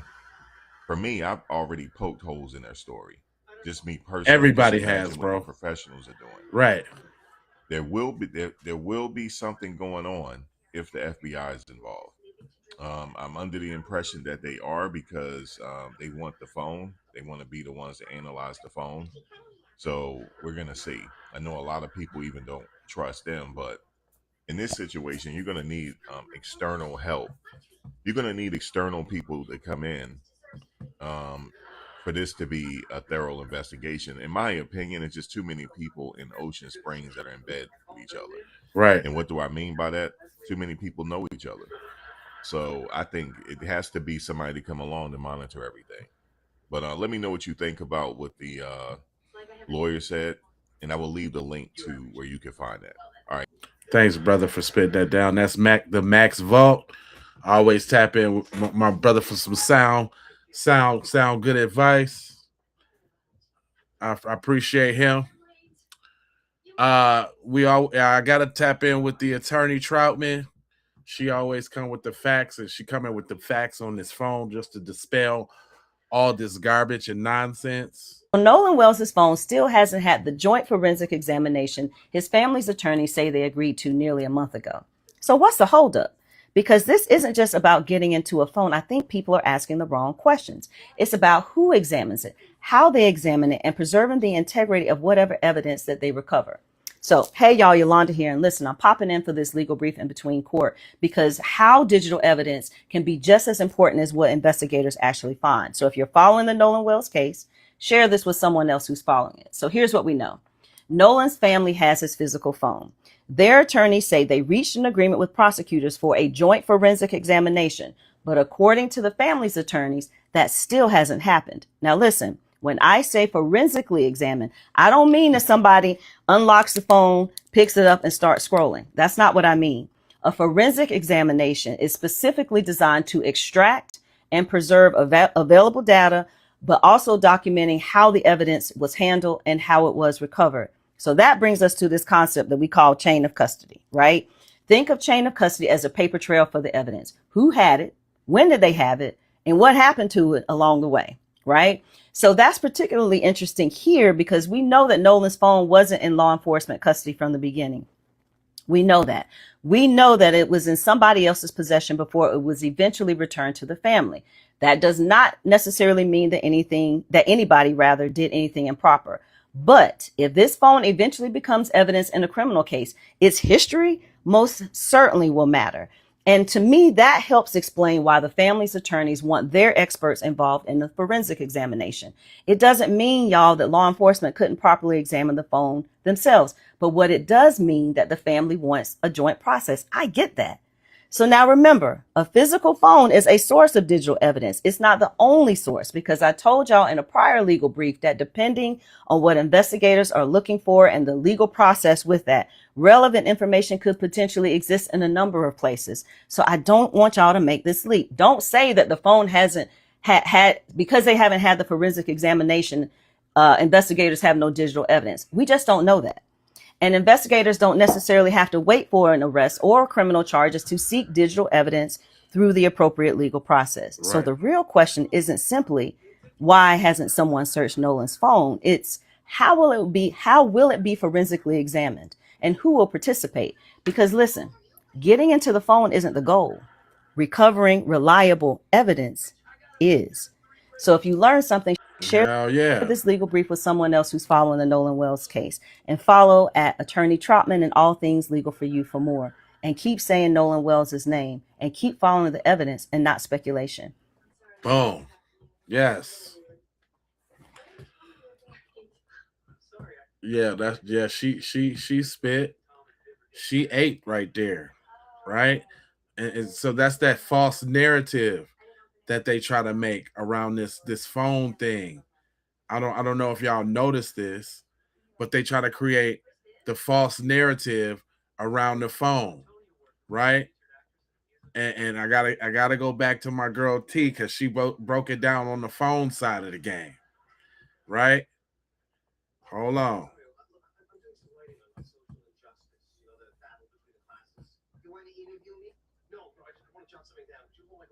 Hold on. I hope this ain't this. The volumes. And this time they want to talk about the cell phone and that stupid less than 48 hour. Actually, they gave them 1.5 business days to comply and turn over Nolan's phone. Now, mind you, there's no criminal investigation. There's no subpoena. They agreed to a joint investigation, but all of a sudden it seems like they're pushing this weird media narrative that seems like it is lock and step, one band, one sound with the boys attorney, and all of right-wing conservative radio, trying to make it seem like, oh, as usual, these black parents aren't cooperating with the police. They're not cooperating with this. And I remember saying they would be a goddamn fool to do it, right? Well, listen, for the people that don't want to listen to reason, I wanted to share this clip for you. This is directly from It's Just Me Twin on TikTok. She is sharing a former judge from Mississippi says Nolan Wells' mom should not turn over the phone to Mississippi, and they should only examine it jointly. This is Judge Carlos Moore. Now, listen, first of all, Miss Christine, no fool. Second of all, Eric Hartz, Ahmed, and Ben Crump are looking like, man, whatever, right? I'm going to give you my opinion afterwards on where I think this is going, but for now, let's listen to the judge, because so many people want to be like, oh, that's in the past, Mississippi. He is going to outline exactly the way Mississippi works, exactly the way they do a cover-up, and why he sees this moving in real time. Let's go, all right? Turn your volume up. I'm gonna play nice. I told you, I know these folks, and I know how they operate. Don't let their kindness, don't let them kill you with kindness. We are gonna keep our feet on their necks. We're gonna keep our feet on their necks. We're gonna keep applying pressure, because it's with pressure brings results. Pressure bursts pipes.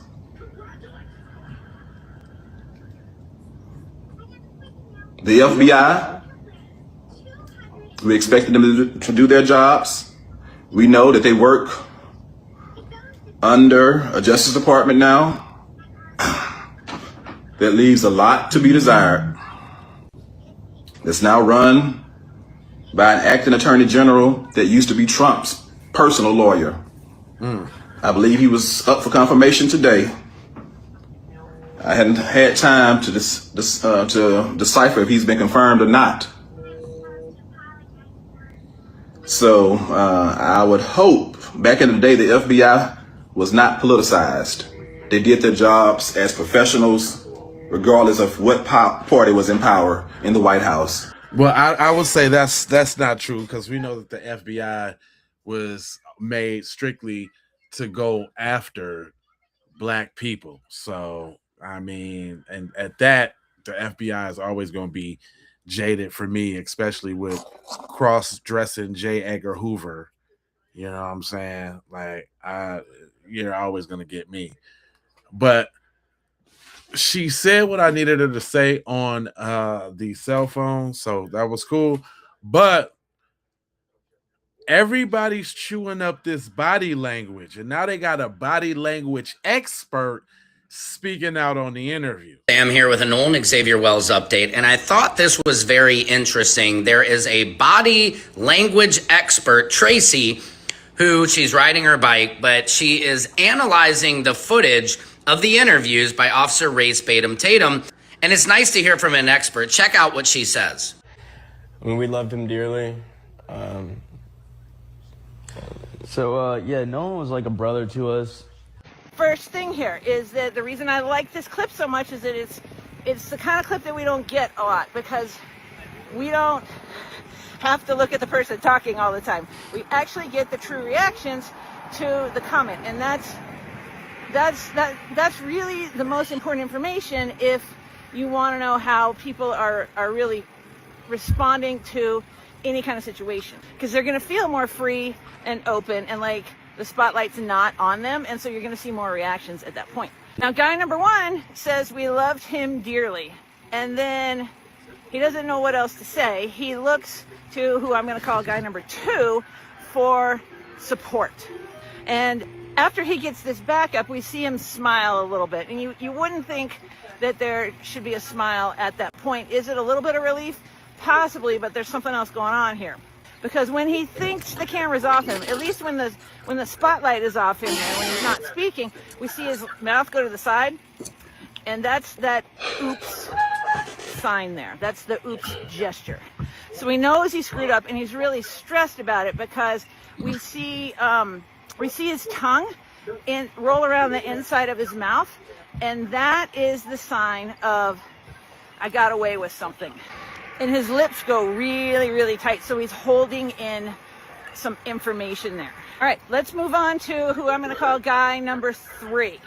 Now, as he's listening there, we see him do some eye blocking when the concept of him being like a brother comes up. Okay, so his eyes close for just a little bit longer, so there's something there he doesn't want to see. He's either holding information out or holding it in. He shakes his head no, and it's small. Okay, so I think that's the negativity of the situation. he might have a little bit of sorrow going on there too. Of the two guys that we talked about here, he's the one that's the most congruent. So I'm especially suspect about that first guy. That's pretty interesting because I think we all agree that something is off about their body language. You don't even have to be an expert to feel that something feels off. There's something that doesn't feel authentic. In my opinion, allegedly. What do you guys think? Let me know in the comments. Secret Sam. Secret Sam I am. Yeah, you know, the thing about it is, I see that's why I be tapping in with Sam. Because he get videos of his timeline that we would never see. I never would have seen that lady's video.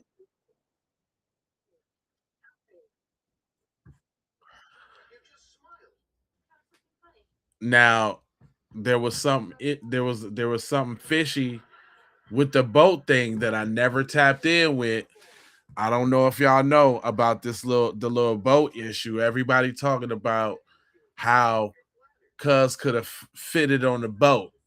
Now, I want you to look at this diagram carefully. We're talking about a 24-foot Triton, and what matters here is understand that what you see standing on the deck is not the entirety of the boat. This illustration separates the potential under-deck areas by color. Blue represents the boat storage area. That's the forward section of the vessel underneath the deck towards the nose of the boat. Depending on the exact Triton model, this area can contain enclosed storage access through deck hatches. Red represents the large central underdeck area. This is underneath the forward and middle portion of the deck. In this illustration, it's the largest enclosed area shown, but I want to be extremely clear. The red figure is there to illustrate scale and possibility. It's not evidence that Nolan was inside that compartment. Green represents the area underneath and around the center console and leaning post section. On boats of this type, portions of this area may be occupied by things such as the fuel tank, plumbing, wiring, storage, or other structural components. The exact configuration depends on the specific model. And finally, the purple represents the aft compartment, the rear of the boat near the transom and outboard module. That area commonly contains batteries, electrical equipment, pumps, rigging, or storage. And that's why the exact boat matters. When somebody argues if Nolan had been on that boat, everybody would have seen him lying on the floor. My question is much more specific. Which floor, which compartment, which hatch, and was every accessible space on this particular 24-foot Triton documented and searched? This diagram doesn't prove that Nolan was underneath the deck. It shouldn't be presented as proof. What it does illustrate is why looking at a photograph of people standing above deck cannot by itself tell us what was or wasn't inside every enclosed portion of that vessel. So, I don't want speculation. I want the exact Triton model, I want its factory layout, I want the measurements of those compartments, and I want to know which compartments investigators actually inspected.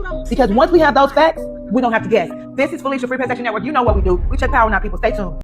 Now, I want you to look at this diagram carefully. Yeah. 24-foot Triton, and what matters here. Man, I'm just saying.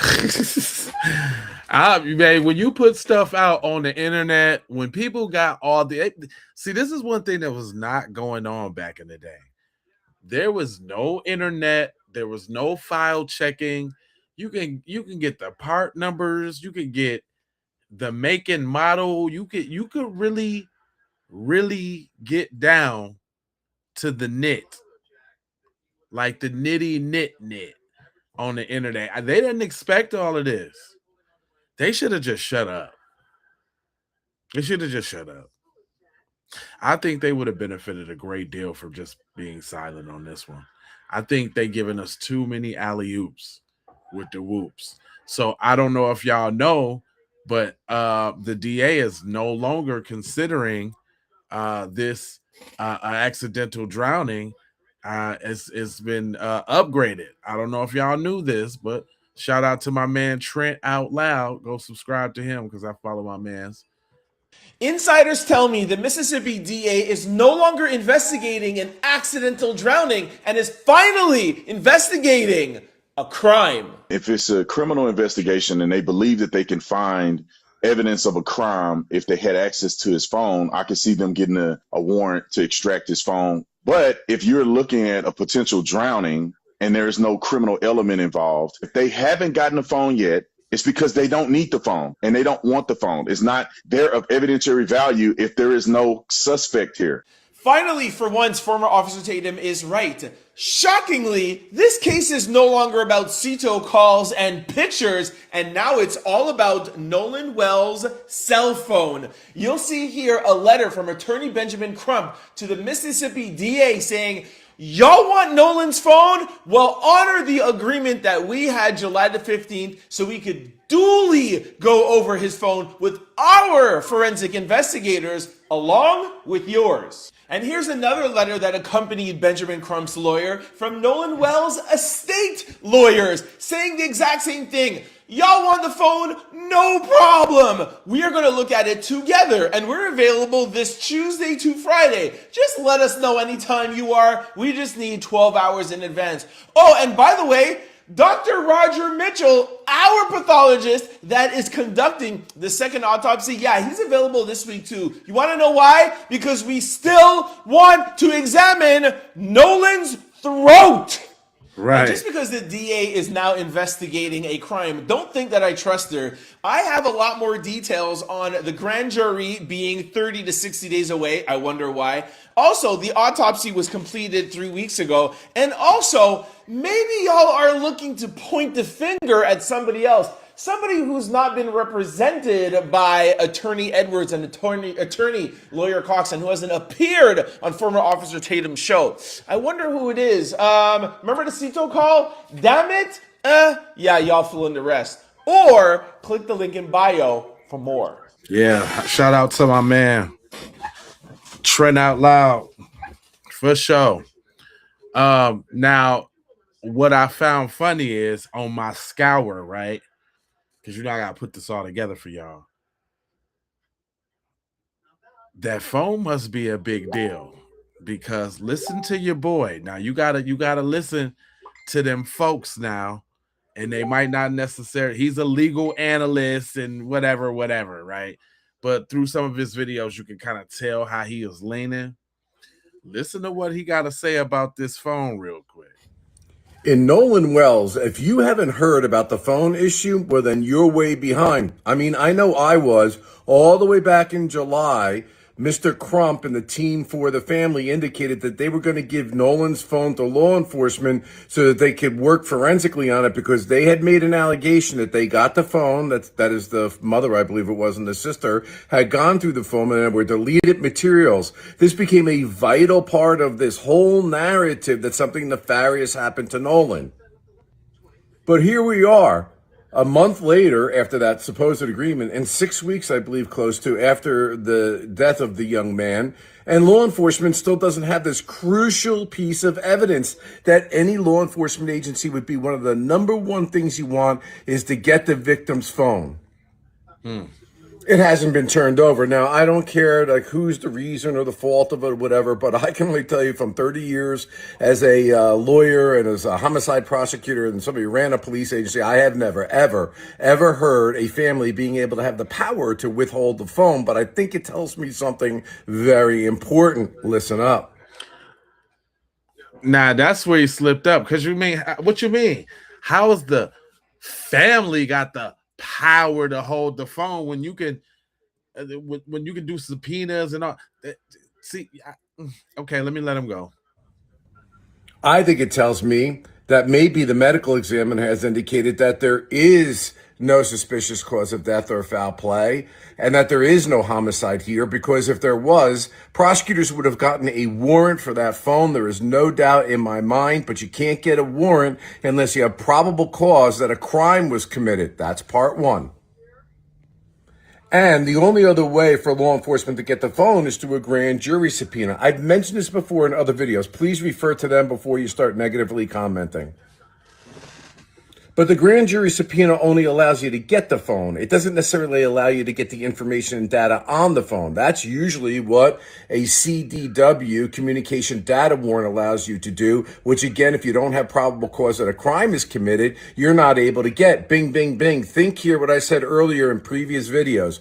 No arrest has been made, and there could be arrest if there was probable cause to believe somebody did something. It's going into the grand jury, and now they don't have a warrant potentially. That's the only thing I can think of, because that's a number one basic thing that you would do, because maybe they can't establish to a judge there's probable cause to show that there would be evidence of a crime on that phone. So now the family is in complete possession of what happens or doesn't happen to that phone, and they are not providing it to law enforcement.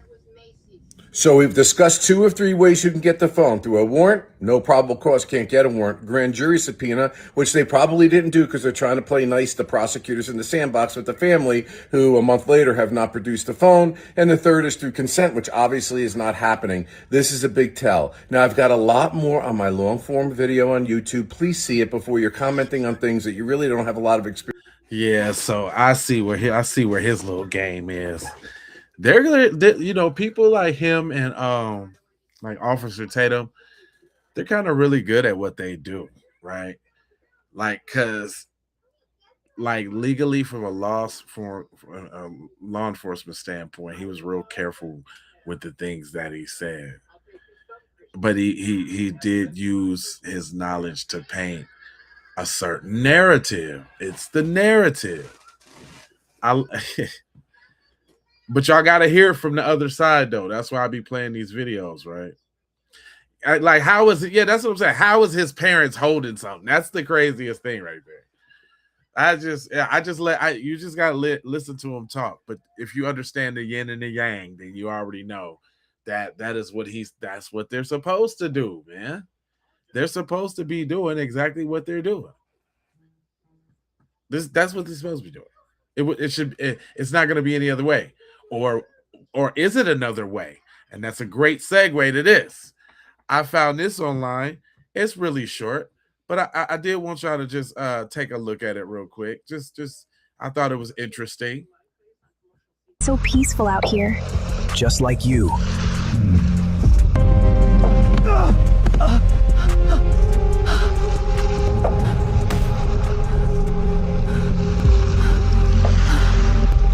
Can we cover this up?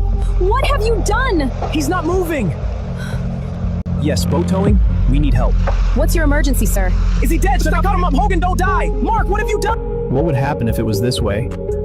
Close your eyes, YT people, and think if everyone was playing crazy about not knowing what happened to your child. Let's talk about it. I thought that was pretty. So that's how you're supposed to use AI. I like that. As a matter of fact, I'll play it again for y'all. It says this is some real good AI right here. So peaceful out here. Just like you.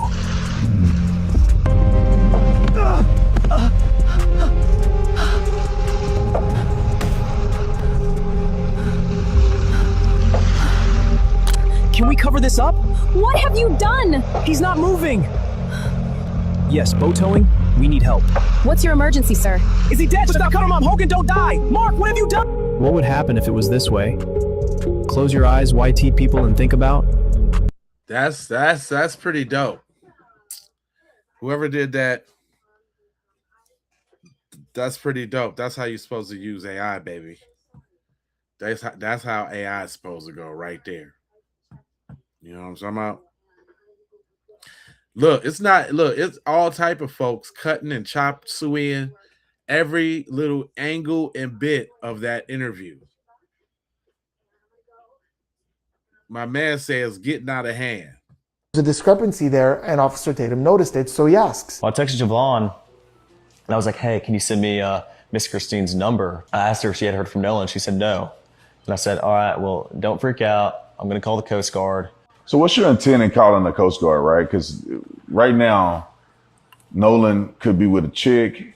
He could be with somebody else. Right. He could have gone back with somebody else. What made you concerned enough that you felt like you had to call the Coast Guard? Well, I mean, like I said, my friends and I have been on the water our whole life. Stuff happens. It's a fun place to be, but it's also a very, very dangerous place to be if you're not handling it right. And Nolan, so I hadn't heard from him, and obviously I'm thinking I'd way rather be safe than sorry. Officer Tatum notices the exact same thing that I just pointed out. Because Warren's been casual about this island. You know, we all go out there, sometimes we come back on different boats. It's not unusual. But all of a sudden, you haven't heard back from this guy in a couple of hours. His phone isn't on him. You guys have it. So it's reasonable that he's out there hanging out. There's a girl that he's interested in. There's some other people. If it's normal for people to go out there and come back with someone else, why would you call the Coast Guard? And in response to this question, we see a small behavioral cluster of stress from Warren. It's not huge. It's not the biggest one we've ever seen on the channel by far, but it's enough, especially for a guy who is usually pretty calm, pretty stoic, and unemotional. So the first thing we see is a lip lick. He licks his lips as he's about to answer that question. This is not part of his baseline. Now, a lip lick is sometimes just a lip lick. It happens to everyone, even if it's not part of our baseline. This is why we want clusters. We want to see numerous things at the same time. Because a lip lick, also, the research has shown, is very connected to stress, because when we're stressed, the lips dry out and we lick them. It's also very consistent with grooming. These are gestures that we do to fix our appearance when we're self-conscious. So at the very least, it indicates some kind of self-consciousness. There's also this little bit of a jitter in his left leg. If you look at his left leg, now he does often jitter that leg when he's talking, when he's going through something, often rhythmically with what he's saying. But here it looks like this little bit of a nervous energy jitter. But we also see something that has a lot of different words in behavioral analysis. Some people put it together with non-answer statements. Some people put it together with hesitation. I call it fluff. This is all these little unnecessary words before we get to an answer. So he says, well, like I said, and he thinks about it. You know, me and my friends have been on the water our whole lives. So it takes him a little bit of unimportant stuff to get to an actual answer. This is why. Now again, does stress in response to a question mean let's lock him up, 25 to life? Of course not. It just indicates that there's a bit of stress around this. He's just saying, you know, I'd rather be safe than sorry. I think there might be a little bit more to that. Did they notice something in Nolan's behavior? Was there a reason to be concerned more than he's letting on? I mean, presumably there were dozens of people still out on that island that he hadn't heard from that day, right? Now, let's dial things back a little bit because I know how the internet gets. None of what I just said means that I believe that this guy's this psychopathic murderer. Right. That is a massive jump to take based on a couple of little discrepancies and curiosities. It's normal to talk about these things, try to figure it out, apply critical thinking, but nowadays it seems like people take small clues, wedge it into their conclusions, and jump to the worst case scenarios. There are people out there with unreasonable amounts of confidence, and these 18-year-old kids are getting death threats, and on the other hand, Nolan's mom is getting death threats. But somebody didn't die. Okay, we definitely see where your bread's buttered, buddy. You had a good point, but now you had to interject with your your irrelevancy. I can't give you no claps for that, bro. You went off the deep end. But but again, I be playing both sides though, so y'all can hear what's going on over there. You feel what I'm saying? Yeah, if it was a simple drought and they would have released the lungs and the neck a month ago. That's what I'm saying. We already know that. My proud FBA, this is the grand gaslight, fam. This is the gaslight of the century. Straight up. This in combination with other things they're trying to get at us. It is 6:45. I'm finna jump off of this one. I'm going to do another one though. So you know how I do. For all the new people here, I need you to go ahead. I got 4 words for you. I need you to go ahead and subscribe for the vibes, like for the spike in the algorithm, comment your vomit, share if you care about getting Black empowerment everywhere. Please do that on the platforms that we are on, Jones. And just to bring it all the way home, I got love, peace, blessings, and aloha. I'm out the Doha for Shoha. Yeah, all